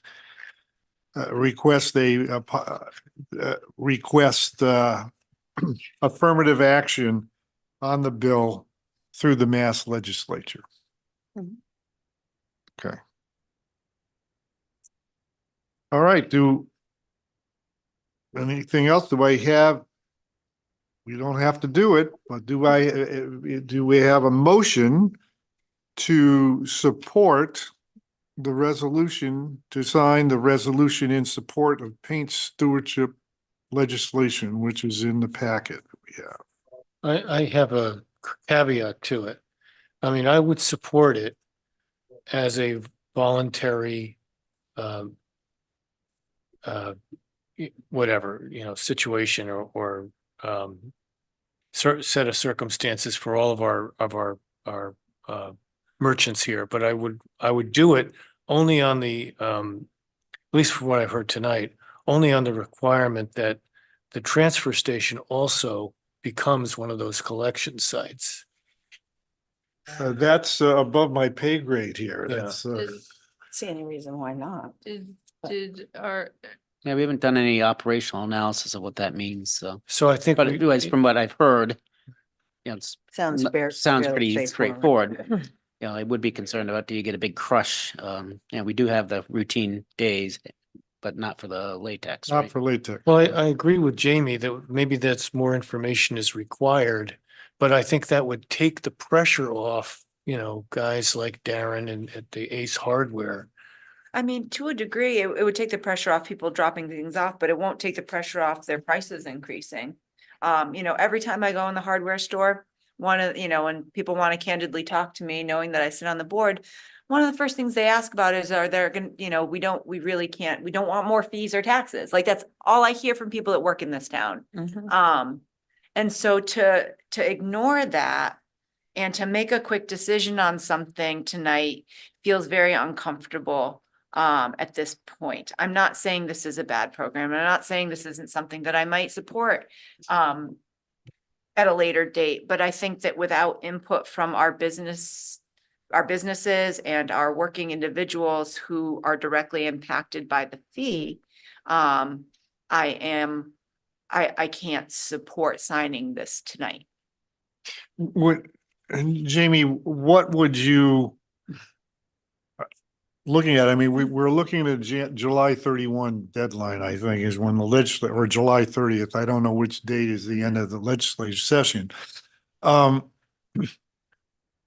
would we like, if we thought about moving this till July 8th? I know that's not what you're moving to July 8th and try and get some, invite contractors, invite Eastham I mean, Hardware in. Yeah, I What would mean- you like to, I'm just saying, Again. is that too short? I'm asking, Yeah. I'm trying to just pull out Yeah. what your thoughts are. I'm Yeah. not, it's not a dump on you or anything, No, just I trying mean, to no, I look at. understand and I appreciate that. No, I think that getting input is important. Do I think between now and July 8th, which has 4th of July on Cape Cod, a good time to do Yeah, that? I No, understand. I think this is just too short of a window for personally, for me to make an affirmative decision. Again, I like to do the due diligence. I like to speak to the people in the community. I like to hear their input, especially if they are going to be directly impacted by it. And I feel like July is tough for everybody who works in Eastham, especially at a hardware store. So to like approach them and be like, we want you to talk to us about this by July 8th, I think is also a disservice to our local No, businesses. that's fine. I Yeah. was just raising. Yeah, no, I think it's a good idea, but I just think the timing is just so rough. Yeah, just getting more information. So, if the transfer station became a collection point, would Ace Hardware or anybody else who sells paint in town, would they have to be charging more because they're not the ones who are Yes. necessarily, see, Yeah. that's the rub. E- So Every, no matter, if Eastham adopts this, the prices go up, even if the store doesn't. well, do a if, collection. yeah, if the state adopts this, the prices for paint will go up across Massachusetts, Mhm. whether or not, Regardless of who collects it. right, regardless who collects it, whether or not we pass this resolution or not, if the state passes, it's going to Right. happen. It's Here. just up. I understand. Clarification for me, and Yeah. I'll let you know, one more point of clarification. I paid $95 today for a gallon of Sherwin-Williams super Oh, white my. paint. $95. Oh, I got sticker shock the last time I bought paint too. oh, so I do a lot of painting, and this is insane. Wow. I had to match the color on this house. Ridiculous. So I get the whole cost issue, believe me. Yeah. Um, Well, we're at the point, I don't know if anybody, Suzanne, I don't want to cut anyone off. July 8th is in 3 weeks.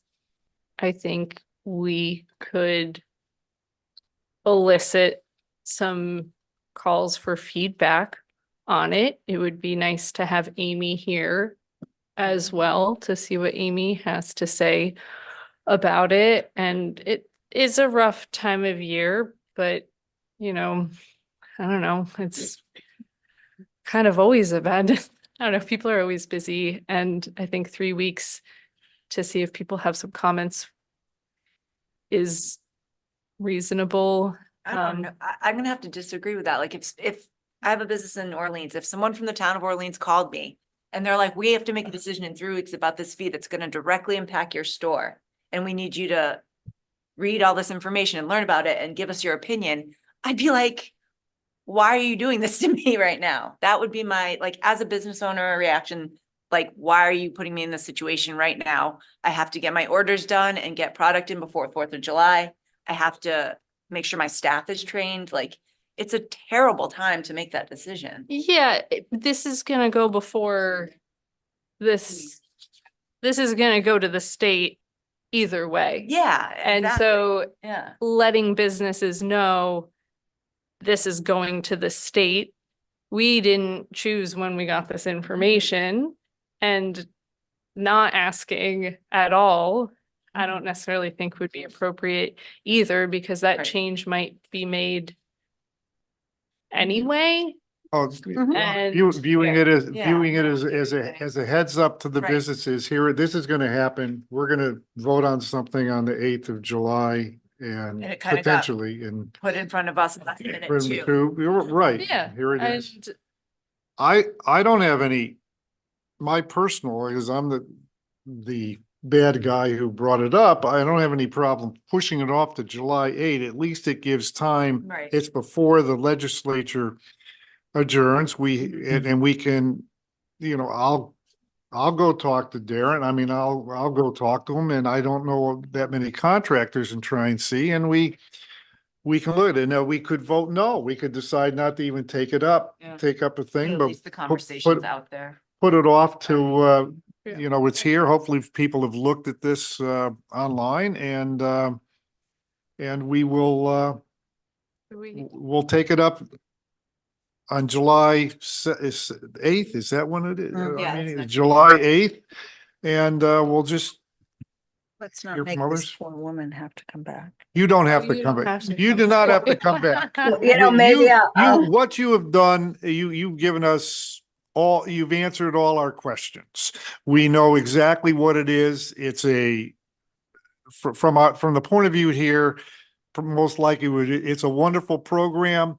We're just looking at what do our citizens say about this and the potential increase in a fee. We have them in lots of things. I mean, we have it in Right. tires because you buy tires here, there's a tire disposal fee for every tire. So that's what it is. So you're free to come back. Okay, But can you don't have to sit through this, and we'll put it on the agenda for July 8. And we'll either go up or down on July 8 for you. But what you've done, your time and stuff, thank you very, very much. And you were excellent. You answered every question.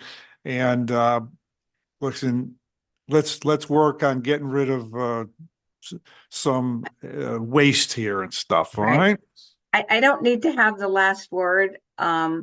But I just, when you're talking to your residents and when you're talking to your retailers, please frame it in the point of view, you're going to mention the fee, but please talk about the disposal aspect Right. of this, because most of these people are probably going to go into those stores before and dropping off old paint before they buy new paint.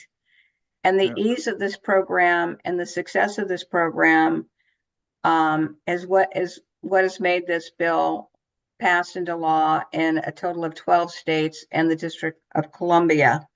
Hopefully we're going to get there in Massachusetts, but also please think about the way we manage our waste. So right now, we're all asking our residents to dry out their latex paint, and hopefully they do. And in your case, and in my town, it's going to a municipal waste combustor. Not ideal. I think we've got to be thinking about paying it forward. I really appreciate all your time tonight and all your great questions. I understand and appreciate it's not easy. But we do have a trash mess in the state. We're exporting 40% of our trash out of state. The top 3 states are understandably New Hampshire. The next one I think is Michigan, and number 3 is Alabama. All right. Well, again, thank you. And Thank you so much. we'll pick it up on the 8th, and we'll let you know. Great. Okay. Thank Thank you you very for the much. opportunity. Okay. Good night. Okay. Good night. Thank you. Thank you. Next on the agenda is the IMA. Wait, Jerry, Whoa. Jerry, can I ask a couple of questions? Oh, yeah. Yes, you can ask. Oops, she just went. Oh, Go ahead. No, it's not fair. Oh. I was wondering if it's John roughly, right? John Ruffy. If he would want to join us, maybe? Maybe, but I think honestly, it's what she said is true. We're Yeah. going to pay for this one way or the other. Okay. Right now, it's on the tax base. We're paying for it, Right. right? I guess the worry on this is where are people putting it? And our thoughts are they're probably putting it into the hopper with other trash in a plastic bag, right? So I think this is a conservation effort more Right. than it's anything else. Yeah, I just didn't know if he But had I think any. we shouldn't overinflate as much as Eastham is the center of my universe and yours. That this is the state of Massachusetts. You guys are one board who's going to vote yes or no to support this, Yeah. and you could vote not to support it and it may still pass. yeah. So, Yeah. I'd also suggest you could just defer action. I mean, they've. yeah, just wait and see Yeah, what we've happens got because they'll be 60 back. They're times. not going to stop Yeah. doing this just Right. because the legislative session is over. They'll start I guess start I anew just- next year. It's always nice to hear from Sean about how stuff works at the dump because. Yeah. I And think you know, it's some interesting. recycling we make money on, most of it we lose money on. Right. But it's not, it's still the right thing to do, It's also even though it cheaper- costs usually money. cheaper than the Yeah, the than putting trash. it into the. trash, so waste. it saves money by, Yeah. but listen, But you know, Massachusetts has a lot of regulations. I mean, we're probably, I don't know how many states have it that it's illegal to put textiles in. oh the- yeah, I know. So, I mean, we do have a lot of regulations and some are good and some are not good. Yeah. To your point, Suzanne, I did forward these materials to John a while back and asked him, is it left at his discretion we do have a recycling committee, right? So Yep. I'm not sure if he did send it to them. Yeah, Oh, I haven't. well, if, I mean, I would be No interested, doubt they would be for it. well. Yeah, oh, yeah. Like, No I'm doubt. interested to see what the recycling Not a commission doubt. has to say. but Okay, they're- I think I know what they're going to say. yeah, well, let's move on here. The IMA for the regional schools study. So we talked about this few times, but not recently.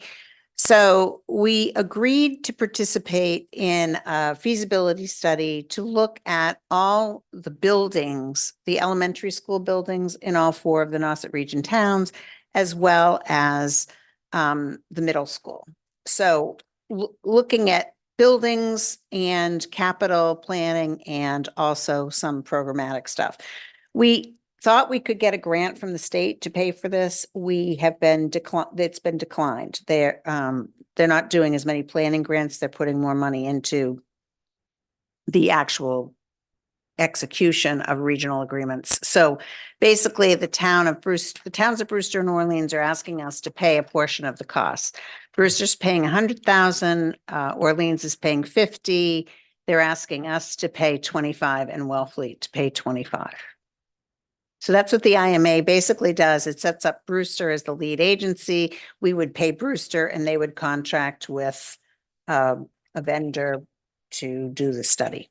And it would be, the max would be 25. Right, I mean, exactly. Brewster can't go, so as well as the cost is higher. I would imagine it's because Wellfleet and Eastham sort of redid their elementary schools. Oh, yes, just so recently. you know, I mean, Brewster has a serious problem. They have under enrollment in two schools, two buildings. So they're trying to consolidate to a degree.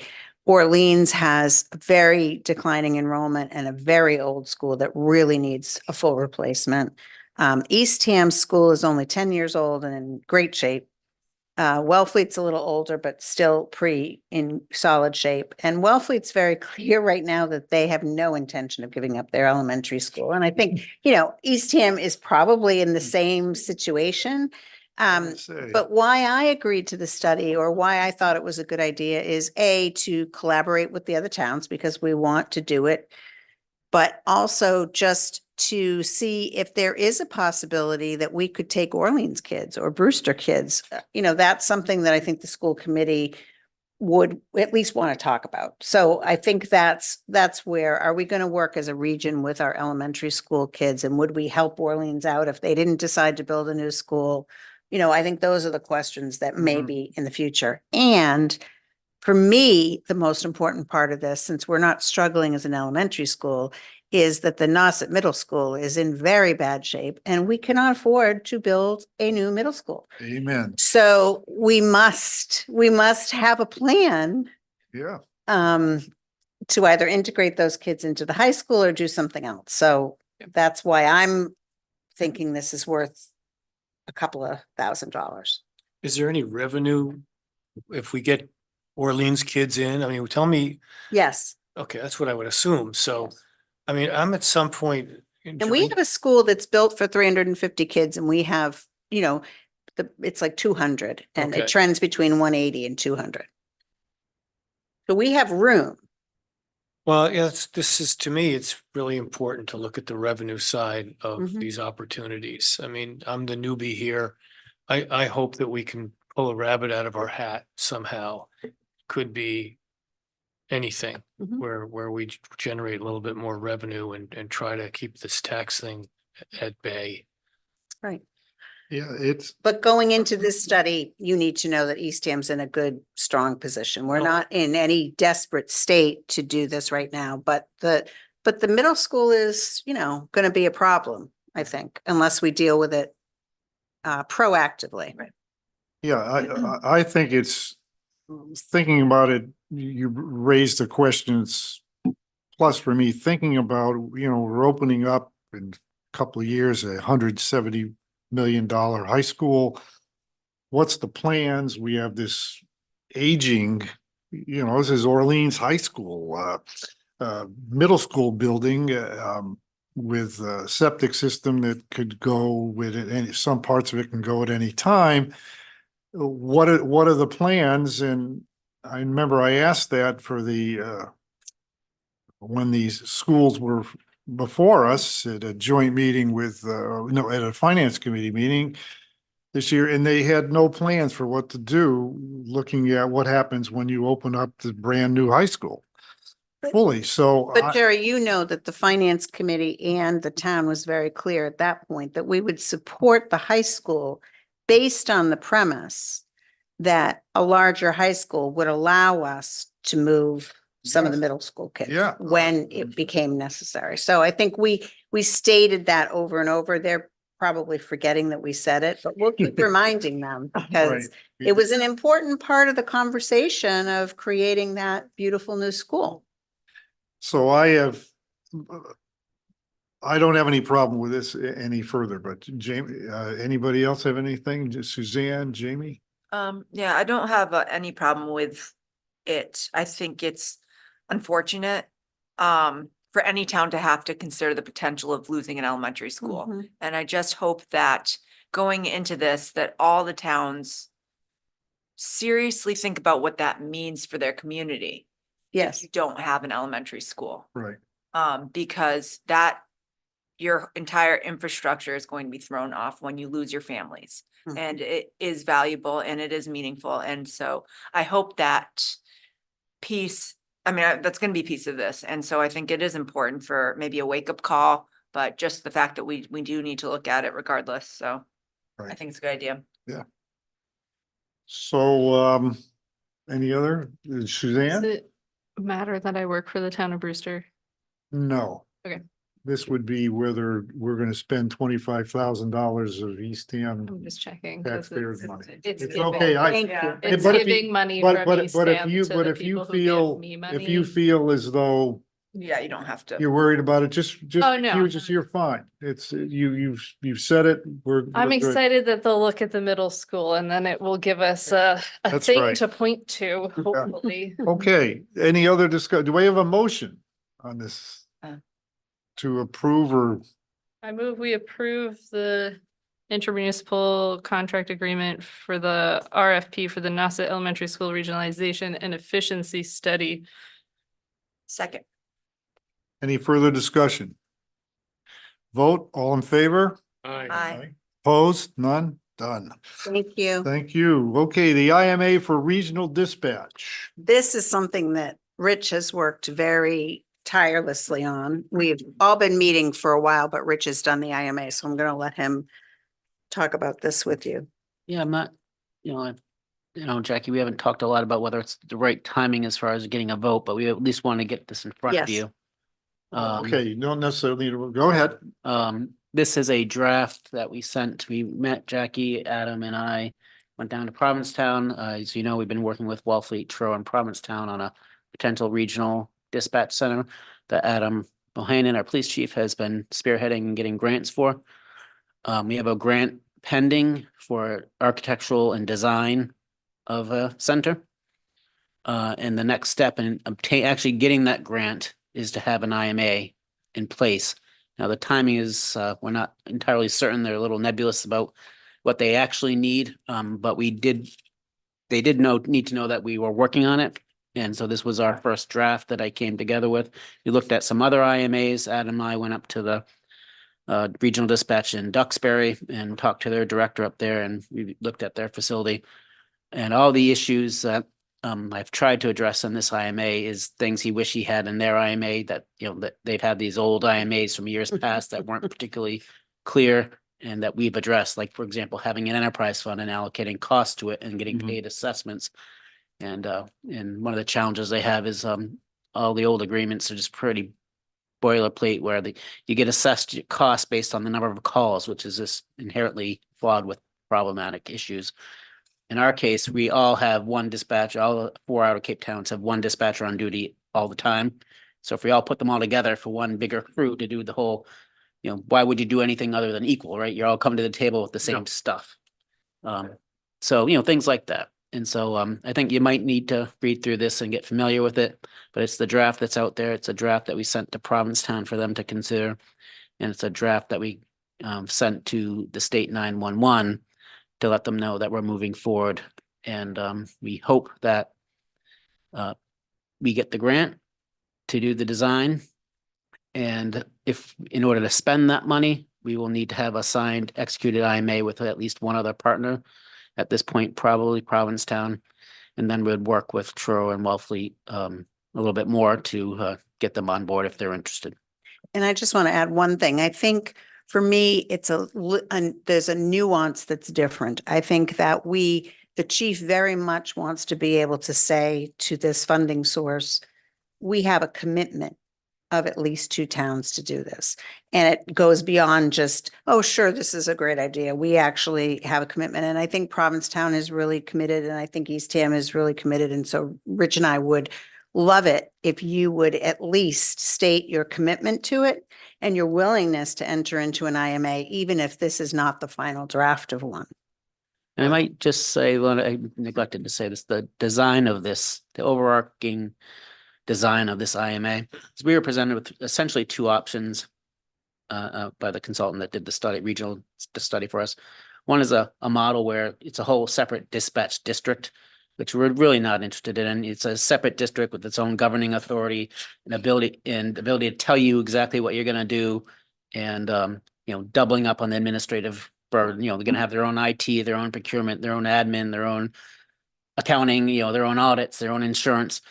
That's doubling up on stuff we already have, and we have capacity to handle it. And the other model was a hosted model, but you're in charge of it as the town, and you're just billing out the others for services. And that doesn't give them any piece of the pie either. So this is a combined hybrid, and this is why it took a little bit of time, because I didn't want to just adopt one of those either or models. This is a hybrid hosted model. So the splitting of the work here is that we have a board of managers, which is each of the town managers, and we have an operations committee, which is the public safety chiefs that kind of run and monitor and supervise the day-to-day, and the board of managers that makes the decisions and approves budgets and things like that. So everybody has participation in the creation of the enterprise fund. So it's a self-funded entity, and whatever the costs are, the direct costs and our indirect costs for providing administrative services to the entity will be reimbursed equally by all of us. All right. But, So, yeah. Suzanne, was that? Well, Suzanne? what were you gonna ask? I was gonna ask how we get money from, how we get paid for this. I mean, I might not super know how we get paid for dispatching services currently, but We don't. we don't. We pay Just for pay them. for them. We just pay for, well, I meant from the other towns that participate, since we would be the host community Oh. in this, how much money would we get from Wellfleet and Truro? But whatever and the Newtown, budget is, Or We how? won't know that. Oh, whatever the budget is, Okay. which would include our administrative services costs, okay. would be an assessment to each of the 4 towns. And each of those 4 towns would be required to appropriate it at their town meetings. Okay. Then we come into our enterprise fund, and I have a little schedule in there. I think I have 35% is due on July 1, and then 25% the next quarter, then 20 and 15. But we'd vote on a budget just like we'd vote on our regular budget. Oh, okay. All And right. I think, I know Bob we have a packet of information. It's not phenomenal. I mean, the feasibility study isn't phenomenal, but we can get you that information so you can see what the justification is. Basically, Adam's very concerned, and all the chiefs are, that we have a safe dispatch area and that we have more than one person on duty at a time. It's not fair to the dispatchers, and it's not fair. And this is not a secret. It's been discussed at every single, all the unions, we've all talked about it very openly. Nobody would lose jobs. We're committed to that. But at this point, I mean, Wellfleet has some particular issues because part of their dispatch is with the sheriff's office. So it's different. And Truro has some concerns. So right now, it's clearly Provincetown and Eastham that are saying, we're ready to take this leap of faith. But there are some really decent financial incentives to this. For Well, instance, that was where I was gonna go. I mean, are we trying to make this cost neutral, Rich, or is this something different? Ultimately, the answer is I don't know 100% on the exact cost, but conceptually, like I always say, regionalization doesn't always save money, but it ensures you're able to deliver a quality service. better service. And that's probably what we ought to be going for. It might cost us a little bit more operationally, But in the long term, it certainly will save money because of, staff churn and turnover and training costs and in the short term, it's Foregone- highly incentivized. risk avoided and costs avoided through, doing something wrong. It doesn't happen often, but when it does, that could be expensive. So short term, I think it probably does cost us more on an annual basis, but long term, I think the savings is there. But the state is heavily incentivizing us. So to the extent we have some short-term costs, 100% of the first year operation is covered by the state. And then the second year, I think, is 75, then 50, and then fourth year is 25. Yeah, but And then 100% of the 100% of construction. the capital is covered by the state. Oh, So ooh. we can capitalize this with new, all the towns, Radios. maybe not all the towns, but definitely Provincetown and Eastham are both in a position there we have to update our CAD, or computer aided dispatch systems, and that's probably 250,000 for each of us alone. So this is an opportunity to upgrade some of that infrastructure while the state pays for it. And share it, yeah. Okay, Exactly. the only other thing I would really be interested in would be some type of a pro forma or projection out 5 years, like how would this thing in your, it's all conceptual. Yeah. Nobody's got a crystal ball with this, but how would we make it either revenue generating or cost neutral? How could that happen? It would be interesting to see that on a spreadsheet or something. Yeah, no, I definitely, if we got further along and we know who we're partnering with, we would certainly do that. Yeah, could. Again, I don't know that it's not revenue generating in the sense, but it's, what's our cost now versus what would they be? Right, and as then well. And what's our cost there's other if- factors that, the equipment may die that we have after another X number of years, so there's gonna be a replacement. There's all kinds of Yeah. things you could throw into the model. I'm just trying to get an understanding of where we're gonna land. And so the next step though would be if we don't talk about regionalization of dispatch and sharing this very expensive equipment and training and all that, then the next step is going to be that Adam's going to come before you, as all the other 3 chiefs are going to come before you and say 5 dispatchers is not enough.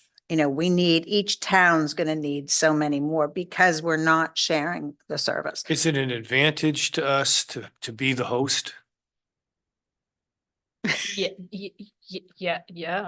Well, the Sure. advantage would be that someone else isn't controlling the finances and the, so. But we get the benefit of some administrative supervision, right? It'd be our HR, our IT, our admin supervising, so we know what we're getting. But quite honestly, Eastham just makes the most sense because, your labor pool isn't living in Provincetown and Truro, it's living in Harwich and Yarmouth and Sandwich. And, we're a much closer option. So for getting new staff, as this grows, we're not going to be competing with each other. Provincetown won't be offering $3 more an hour than Wellfleet. Right, yeah. So I think there are some savings that are just kind of intuitive that Rich could figure out over time too. I'm looking at the numbers, thinking about it, how I would explain it to somebody else, why it's such a great thing. Not from a control or from an administration perspective, but from a service perspective, the way you described it, and cost. Yeah. Well, it builds redundancy within the system. You have 4 dispatchers working instead of 1. I mean, and if one person's out, you still have 3 or so, or someone's on the call and you get another call, you have potentially 3 other people to deal with that call rather than to have to choose one. Well, this one is higher priority than the other. I'll get right back to you and go to the other. I think And we can have safety- Adam come in and talk to you about it too, because he's really, he's worked very hard on this for over a year.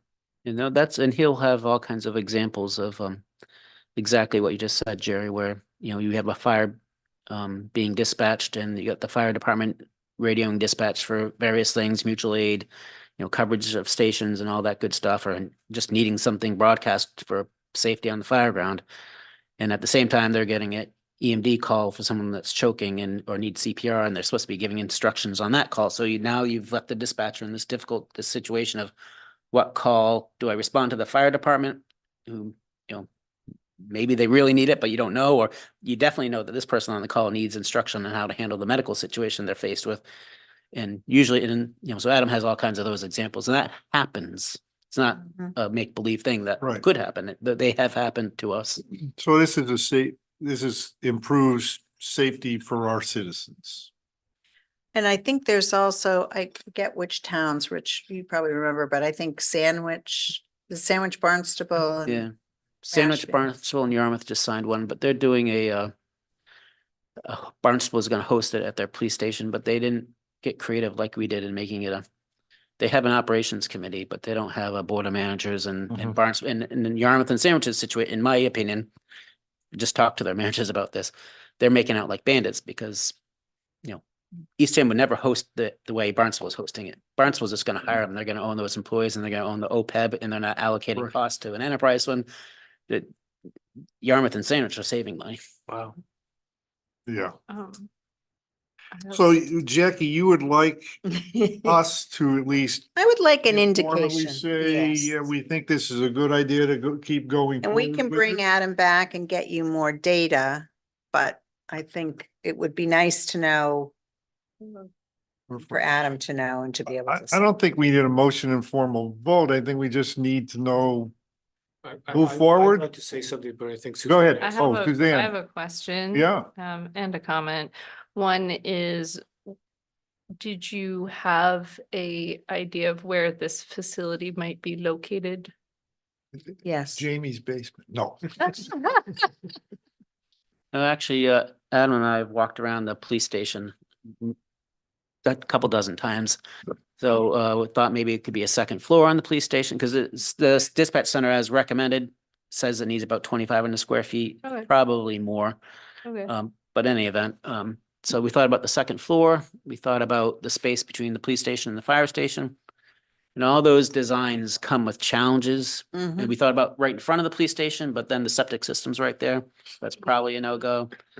And anything having to do with the remodel just makes it a little more complex with a state grant, And right? this- What are they gonna cover? Because inevitably, we're gonna have to fix something at our existing station because of this project, and And is the they're- state gonna say that's dispatch, and then they're getting a nickel and dime us? Right.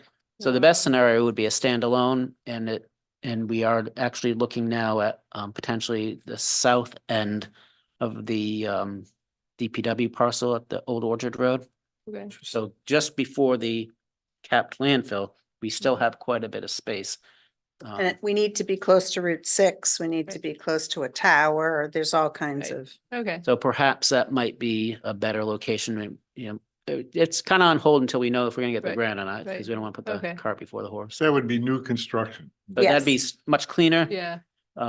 Nobody else, none of the other participants can potentially complain that, hey, you're getting We're all this renovating benefit. or No, something. we're all Yeah. in this one central facility. Yeah. It's too bad that it's set up that way. Do you know what I mean? That it's not set up in a way to kind of like maximize what you already have, that it is set up that you have to go completely new self-contained construction. Yeah, You but know, but I mean, I get it. I We have site understand. I'm not limitations saying, Too, I mean, we, Yeah. even if we could fit in a 2,500, 3,000 square foot facility on top of or next to the police it would station, really be, then where's everybody gonna park? park. yeah, You know, and yeah. it's- No, you're right. But I do think it's honestly the thing that got me going on this more was the safety. I think we'd provide a better service, and that always comes first for me. But the second piece was the fact that we're all these towns are buying radios. Yeah. This Yeah. whole Yes. state of the art 911 system Yeah, it's where so we could, wasteful. if we put all of our sort of Together. resources into one location, About one, because it doesn't matter where they That's the sit. long So why term. have Right. 5 of them? exactly. So I think personally, people want better service, but there's also it's okay the way it is. I think the cost argument can make it a slam dunk. Mhm. And that's because you're going to get better service, and I'd love to have the story over a certain amount of years. It's going to be either beneficial or cost neutral, or it's going to save us money for 3 years. People are worried that I talk to, Jamie, are we do things that look good for the first year or two, and then they come back and they haunt us. Mm. And that's the kind of stuff I'm trying to make sure we cover. The good thing about an IMA is that the IMA expires. And so if it's not working, there's provisions for people to withdraw, there's provisions for the IMA just to end, and we go back to having to do our own thing. I think that would probably, no one's going in with that intention, Yeah. but, Right. if that what happened, what you said happens, and, there's an out for it, but. And then there's being the host. So that's a great exit strategy, but we don't want to go there again. I think it sounds like everybody's pretty on board with. Yeah, I think we're on board with going. Okay. Board, and you can tell people that the select board looks on this favorably. And again, there are so many steps before this This becomes a thing that, but we are not getting any red lights at this point. And I think, the kind of pro forma that we're looking for to finalize it, we'd need a lot more information to get there, but we could get there. Great. What was it? Anything else on this? Did anybody have, no? Suzanne, you're thinking that's, I don't remember. It okay. Came and went. Let's move on next, the Timothy Smith loan application from Edward Loomis. Now, did anyone who worked on that and do an interview on that one? I make a motion to approve the Timothy Smith loan. We need to do an interview, or is this a renewal? Sorry. It's a renewal. It's a renewal? Oh, okay. Oh, So then. Where is it? Pardon? I know. Dated May 15th. What page is it on? 114. Here it Oops. is. They're in their senior Date of application. year. Oh, yeah. Oh, yeah, so it is College. new. So It's a new one. This is not a Last- renewal. It's a new one. Yeah. Last, someone needs to interview. He's a senior, going to be a senior in college. High school. Senior in high school. No, no. it's no, senior in he's college going to be a senior. It's only for his last year. Oh, last year, yeah. Was it? He really- has, Well, that should kind of make it a slam dunk. He must have grades to show us. Right. Yeah, yeah, he said- does. His GPA is 3.7. three his point last seven. semester. That's pretty damn Yeah, good. this is Cumulative not is a 3.1, so. horrible. What was it, 121, did you say, Suzanne? Here it is. 114. 118. Yeah, St. 14. Michael's College. Oh, there it is. You're there, you're there. Yep. You just spin too fast, Joe. Keep going this way. This way, you sure? Yep. There it is, yes.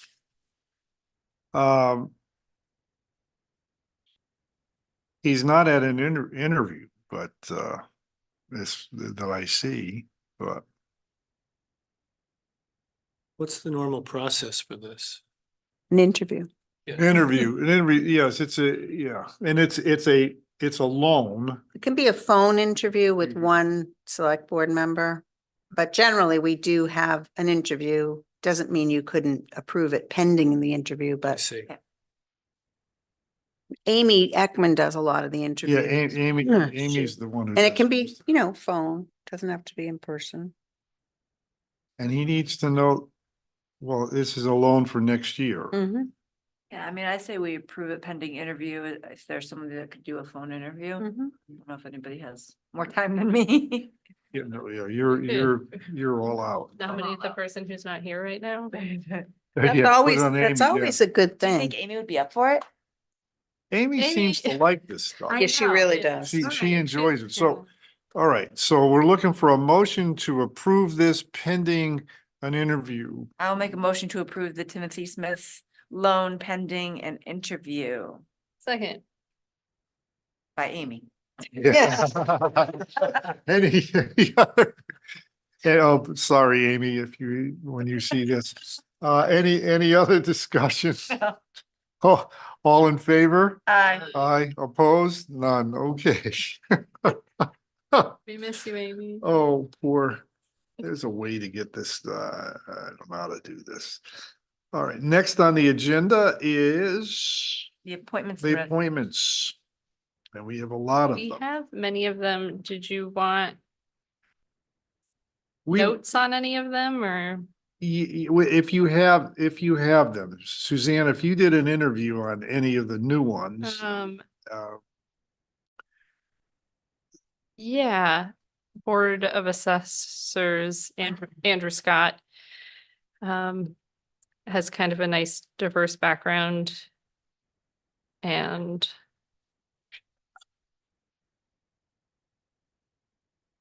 I think he'd be well suited. I made to point out some of like the values of Eastham and he seemed on board. He's been a teacher, I think, and a lawyer. And then Ellen Greer for the search committee was on the search committee, took a little hiatus and came back again. And then Merril Davidson for search committee as well. Kind of new to town, but looking to be more involved and had done fundraising for a nonprofit. So he's not shy in asking people for things, which I think would be great for the search committee. And Elena Eisman, we interviewed last year for Board of Health. So I don't necessarily have any comments on that one. Okay.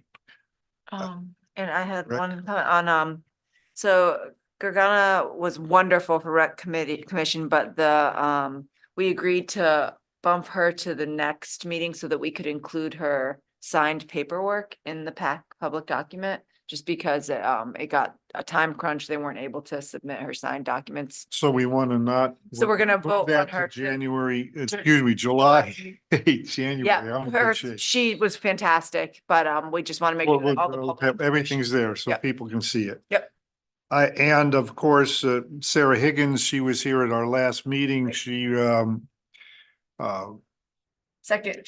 she came in, she lost by 46 votes, to an individual who Wanted her to win. wanted her to win anyway. And the school kids was a 1-year appointment anyhow, but we have the ability to appoint for 1 year until the next election. And she was here and I don't think there's any issue. So I'm looking for a motion. We might as well do it for committee appointments for Sara Higgins for elementary, Andrew Scott for Board of Assessors, Ellen Greer for Search Committee, Merril Davidson for Search Committee, and Elena Eisman for Board of Health. So moved. Can I Your second? wait, can I have Second. second? Okay. Yeah, can I have one more comment? Go ahead. Andrew Scott is in the process of changing his residency to the town of Eastham, but I wanted to let you know that at the time of his interview, he was not a resident. He spends the majority of his time here and his wife is finishing up work and they're in the process of like needing to sell their house and so on. And I did let him know that the board might discuss it. All right, And- is there a prohibition? Is there a requirement people on the Board of Assessors be full-time residents? Right, some boards we have that. Some I do, know, and some I'm not don't. sure, because that's a state. Stay, maybe we Think will. so, but we should. Should we hold this one till the? Let's 8th, hold maybe? that one, yes. Would you And amend your motion to Right. pull out Andrew? Scott. And we'll take that one up. To amend the motion to remove Andrew Scott from Board of Assessors appointment. Yeah, you okay with that? It was second with Bob? Sure. All right. Yes. Okay, so we got, any further discussion? wait, Nope. yes, No? maybe. Okay, Does that Well- leave the Board of Assessors with a functioning board? Or- Because we appointed, there's 3 people. I'm maybe just talking through this out loud. There's a 3-person board. Dave Sufficient. Hobbs. We appointed someone last time, Brian. So we're good till July 8th. yeah, Okay, No, all right, yes, then, okay. that's my last comment, I'm sorry. All right, any further discussion? All in favor? Aye. August. Opposed? Aye. None? Okay, so we're going to do a little bit more work checking on Andrew Scott. And Jen, we're gonna wait for Wait for her, paperwork, yep. her paperwork to come in. Well, let me go back. We skipped one, the committee resignations. Oh. Cheryl Gayle from the Climate Action Committee. I'll make a motion to accept Cheryl Gill's resignation from the Climate Action Committee. Second. Any further discussion? I will draft a letter there and send it to you, Kayla. All right. Vote, all in favor? I, Opposed? None? All right. We're zip. Committee reappointments. All right. did we have, We have, I'd like to, as we go through this in reappointments, if we want to go through and vote on, as a block, except we will have to move out, pull out the Council of Aging for the moment because, someone's spouse is listed on there. right, Yes. And, we will, not take up that group. And I would like to have a, discussion on, where is it? here, I also, Conservation Commission. I would like to talk a bit about that before I hear a motion on that. can I add to your list of things to discuss? We have other appointments. And it says Open Space Committee appointed Joanna Buffington. It should be to the Community Preservation Committee and not the Strategic Planning Committee. Where, Oh, okay. where's that one? On page 117, Oh, okay. that's all.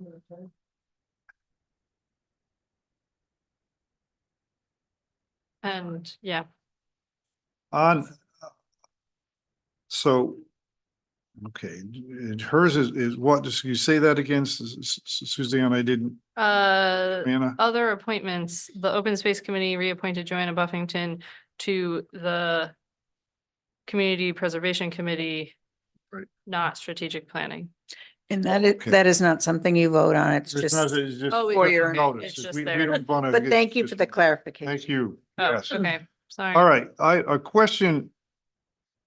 Yes. We'll pull out of it, the block motion, Council on Aging will handle that one separately. But on the Conservation Commission, we have 3 reappointments. And I asked this question, Jackie, there's been, we've had issues, potential legal issues and so forth happening there. And I was wondering if there's any updates on what's going on with the Conservation Commission and basically the property on Harm's Way. Okay, we are in a form of litigation on the property on Harm's Way. So there is not a certificate of occupancy and there's pending litigation. So our attorneys are talking to their attorneys. So that one would be an executive session matter. But the update on the other is that there has been a work session, but I don't have an update on it. So I will have to check with Hillary and get back to you. But we could also set up some kind of joint meeting or session too. Right, and that, and for, Bless. to remind everyone what's up, our town council has opined that the Eastham's bylaw on pressure treated pilings is not consistent with Massachusetts law and is preempted by Massachusetts law. And there's been some issue as whether or not that's going to change and whether or not the Conservation Commission is following that legal advice and potentially creating possible liability for the town of Eastham and our taxpayers. So I would like to, if we can, Jackie has talked about potentially having a meeting in executive session or maybe a meeting with just 2 of us with some of the Conservation Commission to find out what's happening on that, they plan on that bylaw and so forth. Before I would go forward, my fear is to go forward and reappoint these three individuals would be, in a sense, our approval of what's happening, and I'm not certain, I mean, and I'm not well, certain where we are on that. So I'd like to pull that out and talk about that later, but go ahead, Suzanne. I don't necessarily know if the three people who are up for reappointment made our bylaw of what that is currently disputed. And we won't have a functioning commission if we don't appoint half of the members. There's three of them. There's. And two of them are rather new additions.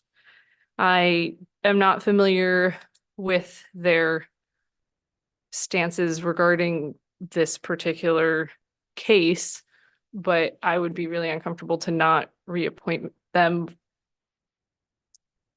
without being like, I didn't like this person's stance on this one case, and Yeah, I don't think it's a like. No, we're not talking about that. We're talking about maybe a meeting, scheduling a meeting and then putting it off till the 8th. Right. I don't know when their next Right. meeting is. it's I think it's the 2nd and the 4th. Yeah, so. It would be valuable to have a meeting before making a final decision. Right. Well, on whether or not we reappoint them. I think it's Yes. the board's responsibility when we're appointing people to boards and committees to make sure that we are doing our due diligence at appointing the most competent people who are making decisions in the best interest of the town. And if that means a meeting has to get delayed for a week, that means a meeting has to get delayed for a week. Right. The issue, Suzanne, is Eastham liability. Sure, this is the first that I've heard of these three people. Like, I guess I just didn't know that there was like a specific issue with any of those three people and their stances regarding this. There isn't. I think what Jerry's doing is every time you guys reappoint or appoint, right? Right. It's a moment in time. Right. And what he's saying is, and I get the question, should we reappoint these people before we've had a discussion with the conscom about where they're going with this bylaw? Right.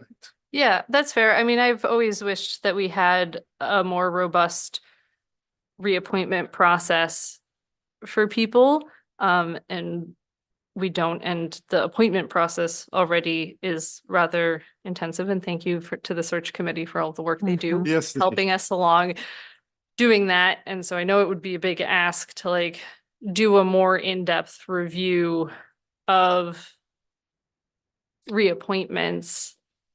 I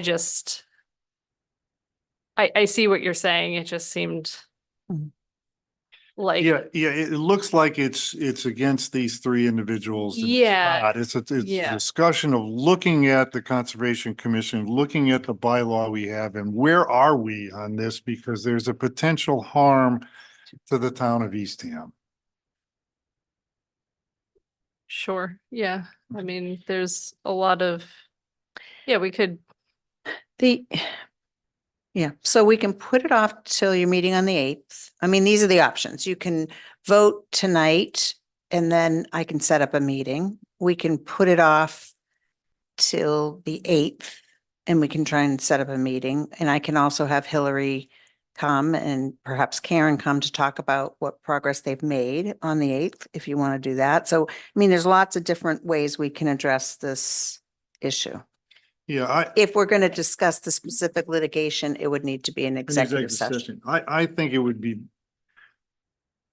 I'm not sure it's a good idea to have Hillary and Karen come in an open public meeting talking about this, because it could potentially be part of litigation, and that's not correct. I mean, we can, it's a tough time to try and call a special executive session in the sense of timing with 4th of July coming and so forth for all of us, but maybe we can set up a meeting with two of us meeting with the chair and the vice chair of the Conservation Commission, so it's not That's an what I did. official Right. official Put the vote open meeting to kind of eighth. thing. And before the 8th, so then we can come back and report where we are. Right. Vote on And the then 8th. take up the reappointments of these individuals who have Right. who are serving for Eastham right now and giving their time and so forth. And you have to be sworn in again when you're reappointed? Is that how that works? Yes. Right. But Okay. you don't have to, if you're up to date on the ethics. Yeah. Probably you don't have to retake that.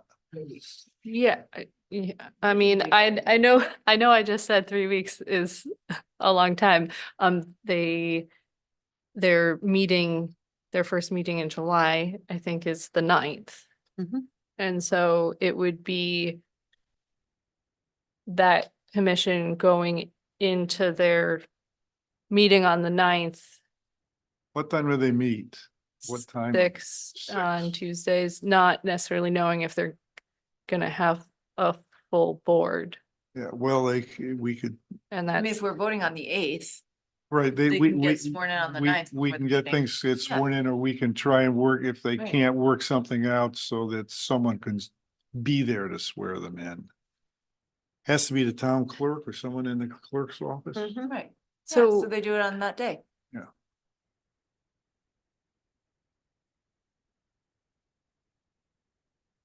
so we plan to appoint them. We would vote on I the would hope- reappointment at the next on meeting. the Next meeting.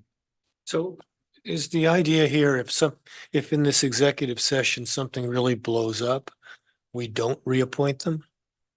I mean, what's the level? Well, that would be up to a vote of the select board. But I think that's that's the, Well, my point Implication is, here. yeah, if there's a real issue and we think that that's an issue. And this is speaking just for Jerry. If there's a real issue that I think would place the town of Eastham and its taxpayers in some legal liability, then I might not vote to reappoint I these get it. individuals. Okay, Right. that makes perfect sense to me. Hmm. I just want to be explicit about it. Yeah, I'm pretty explicit where Okay. I'm at. Now, I don't know all the ins and outs, which is why I'd like to have a meeting. I mean, I only know what things that I've read and heard, so I'm missing something and would Mhm. love to find out. Yeah, can we be intentional in the way that we present this to the chair and to some of these reappointments, because 2 of the people are rather new to the commission, and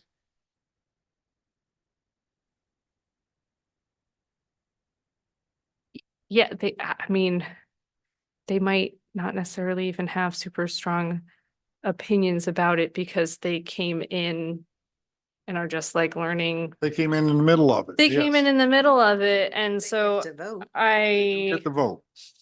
um I think it would be irresponsible if we didn't do something. If we didn't try and find out because of the potential liability to the town. yeah, and it sounds like we would like the Conservation Commission to take up this regulation. Yeah, well. Listen, I'm a lawyer. Our town council says this is preempted by mass law, and if they're trying to enforce something that's preempted by Massachusetts law, which would allow the person to get an occupancy under Massachusetts law, and we're saying, no, it's just, there's something wrong. There's a disconnect somewhere, and we need to fix that. I mean, I don't have to agree. I don't agree with every law that Massachusetts has, but you have to follow that law. So, I mean, I don't have an update from Hillary, but I know that they were intending on having a work session to update that bylaw. Whether it has happened or not, I mean, certainly the bylaw hasn't changed yet. I know Right, that. it's not- And it has been a while. So let me just clarify jurisdictional issues. because this is a very, very touchy subject. The select board cannot tell the conscom what to do or not do in terms of their regulations. The select board has two powers in this discussion. One is appointments and reappointments, and the other is whether to dedicate legal funds to an issue, to a question. Those are your responsibilities alone. The conscom is responsible for coming up with regulations. Okay, here we go. I just got a text from Hillary. So they want to finish the case first before they change the regulations. So basically they have, I think they have, it sounds like they have put it off for a bit.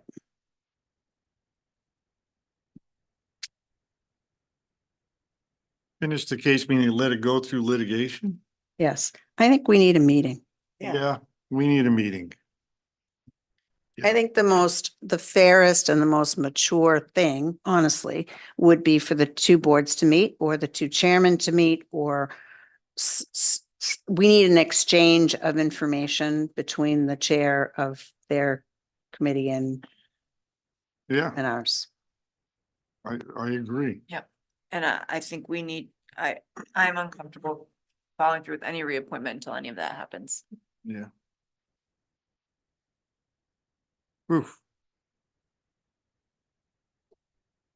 And it's not as though they required to follow the bylaw if it's preempted by state law. Think of, now, don't jump all over me, but think of all the state laws that could not be enforced because of Roe v. Wade. And it was overturned by Dobbs, and suddenly these laws came to life. But if it's but it was preempted by a Supreme Court decision, they could not be enforced. It's the same thing here. If this is preempted by state law, it can't be enforced. It's just that. That's why I want to talk with them. I mean, it's just, I don't understand what it is, and I worry about, there's no need to get Eastham sued for something that's We're gonna lose doing it. something we can't do. Exactly. All right, so what I would like to do is let's look committee on reappointments. Let's go through, do I hear a motion? There is another issue. Ooh, go ahead. Michelle Vian. Michelle Vian, yes, Planning Board. She is not a reappointment. She is a new appointment. for And planning. that there's a spelling error, and I don't know if that matters for Peter Weston. Okay, Michelle Vian. She's not reappointment. She's new. But it says open space for her. She's also planning. She's on two. I missed that one. Go down, third one from the bottom. Oh, okay. Third one from the Yeah, bottom. I see it. So she's not on, And her. she would be a information new in the appointment. packet, but it's not. I Perfect. was in the interview and I signed off on it. and it's not there, so we should hold off on that one too, till we Well, get I- the information. I thought we already approved her. I'm so confused by I her know. inclusion there. Right? I thought Did you approve her for another committee? Is that possible? well, I interviewed her for the planning board. I thought we already had her at a meeting. I thought we already approved her for planning board at a meeting. Was it a short term, just a, No, it was Pick up I think she's what is it? Not a regular member, but Alternate? Yes. so we'll hold that one off till we figure out. what Yeah, it I is. hate to hold her off because I mean, But if we don't know, what's going on with that, yeah, like she we should don't have know, we shouldn't do paperwork, it. and that should be in here. All right. Okay, so what I'm looking for then, I'm not worried about spelling mistakes. Okay, great. What I'm looking for is a motion to approve the reappointments of Carolyn McPherson of Affordable Housing Trust, Hope Plavin to Board of Health, Roberta Longley to Climate Action, Daniel Koppelman to Community Preservation, Carol DeBona no, we're gonna skip that one. Sylvia Smith, Marcia Ann Daly to this Historical Commission. Hilda Merril to Human Services Advisory Committee. Jonathan Rowe to the Old Town Center Historic District. Michelle Vion and Rob Young to Open Space. W. Davis Hobbs and Peter, it should be Peter Weston to the Planning Board. Jonathan Howard, Recycling Committee. Hope Levin, Michael Harnett to Strategic Planning. Giorgio Ottorino to Taxation Aid Committee. Faith Casarella to Visitors Tourism and Promotional Services Board. Robert Shelton and Martin Ridge to the Zoning Board. Do I have a motion for? So moved. There a second? Second. Any discussion on those? No. All in favor? Aye. Opposed? None. Now I need a, Motion to accept the Council on Aging. right. Carol. Yes. Make a motion to accept Carol DeBona, Paula Bruns, Beverly Hobbs, Joan Lockhart, Richard Trimble, Linda Reed, to reappointments on Council on Aging. And And I recuse you're, myself. Bob is going to recuse himself. And we need a second. Need a second. Okay. Any further discussion? All in favor? Aye. Oh, and 3-0. Okay, no one opposed. And, we are, so we're gonna, we will hold trying to work for a meeting on conservation as we discussed, and we will get further information on Michelle Leon for the planning board next meeting. Okay. All right. New upcoming agenda items needed. Jamie, I think you had something you wanted to raise? Yes, I'll try to make it brief. If you looked at this Independent from this past week, there's an article about the House dropping the transfer fee in the housing bill. Wait, Yeah. And so what I would like is for the board to discuss sending a letter in favor of reinstating the transfer fee into the housing bill to Julian Steer in hopes that he is able to reattach this to the bill through the Senate. And Right. so I would like to maybe have a discussion and send a letter maybe at our next meeting, if possible. Pass it down, please.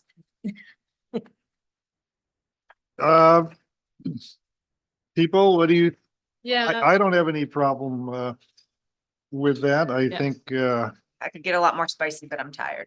yeah, yeah. it's been a long meeting and I'm part of the reason for that. It's okay. We need it. It's good Yeah, please So- add. So we'll work on getting that on the next. a letter to Senator Seer, support of, Reinstate the transfer. well, yeah, I think right now it's in the Senate bill, maintaining the the transfer transfer fee. fee within the Senate bill and getting it added in conference to the House bill. Thank Yep. you. Yes. All right, Um, that's what we will do. I don't know who's gonna write that, but I'll think about how to put it together and work on it, thanks. so.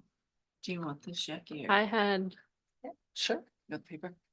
oh, I made Yeah. notes. well, Got it. I have All right. another question. Pardon? I have another So question. yes, I'm really sorry. please, Suzanne. So Rich said I could ask and Kayla said I should ask Jackie.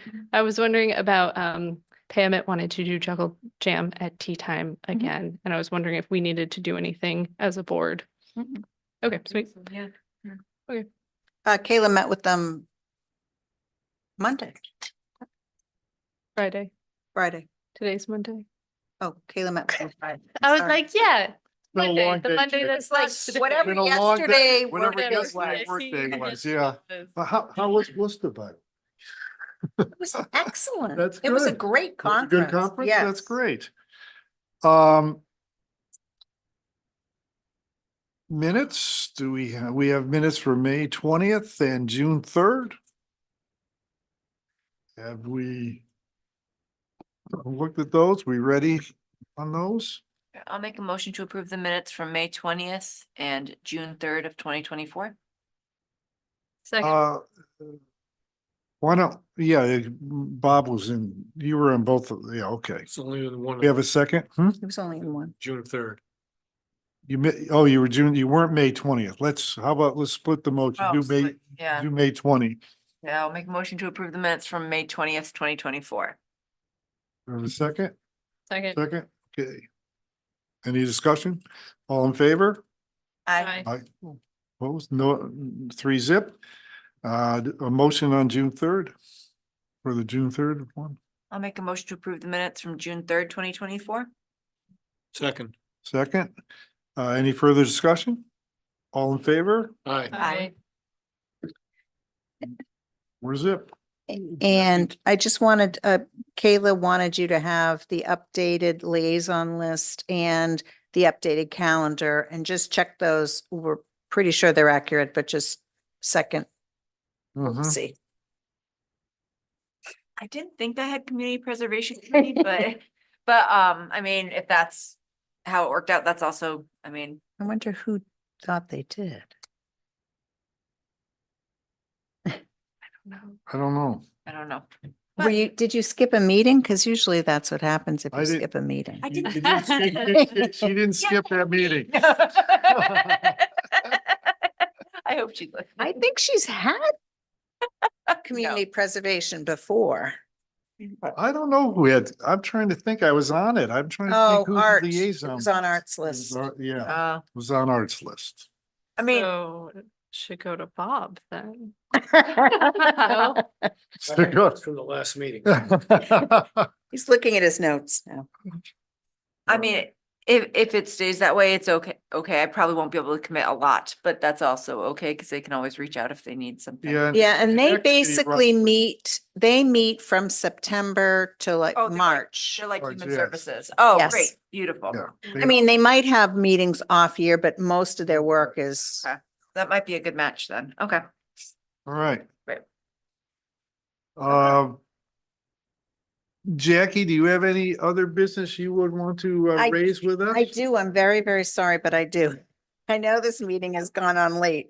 This is the latest we go, Bob, unless we have This dog is the hearings. longest. Dog hearing, so yeah. We have a new item. It would be new to the agenda. It would be new business, but Verizon has reached out to me today via a letter, basically asking for our support. They have submitted a grant through the broadband infrastructure gap networks grant program. I know, Who to knew? expand fiber optic cable to unserved or underserved areas or qualified census tracts, and Eastham is one of those.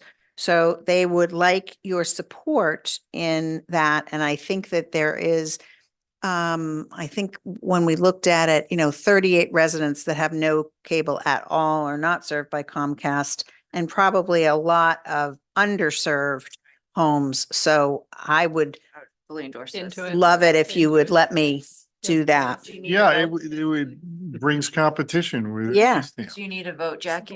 You can Um, vote on this It would one? be great because it's going to be a letter. So how do you So- want the link? Jerry, you make the motion. Okay, we make a motion to authorize Jackie to the town manager to send a letter to Verizon supporting their grant application for fiber optics within the town of Eastham. Second.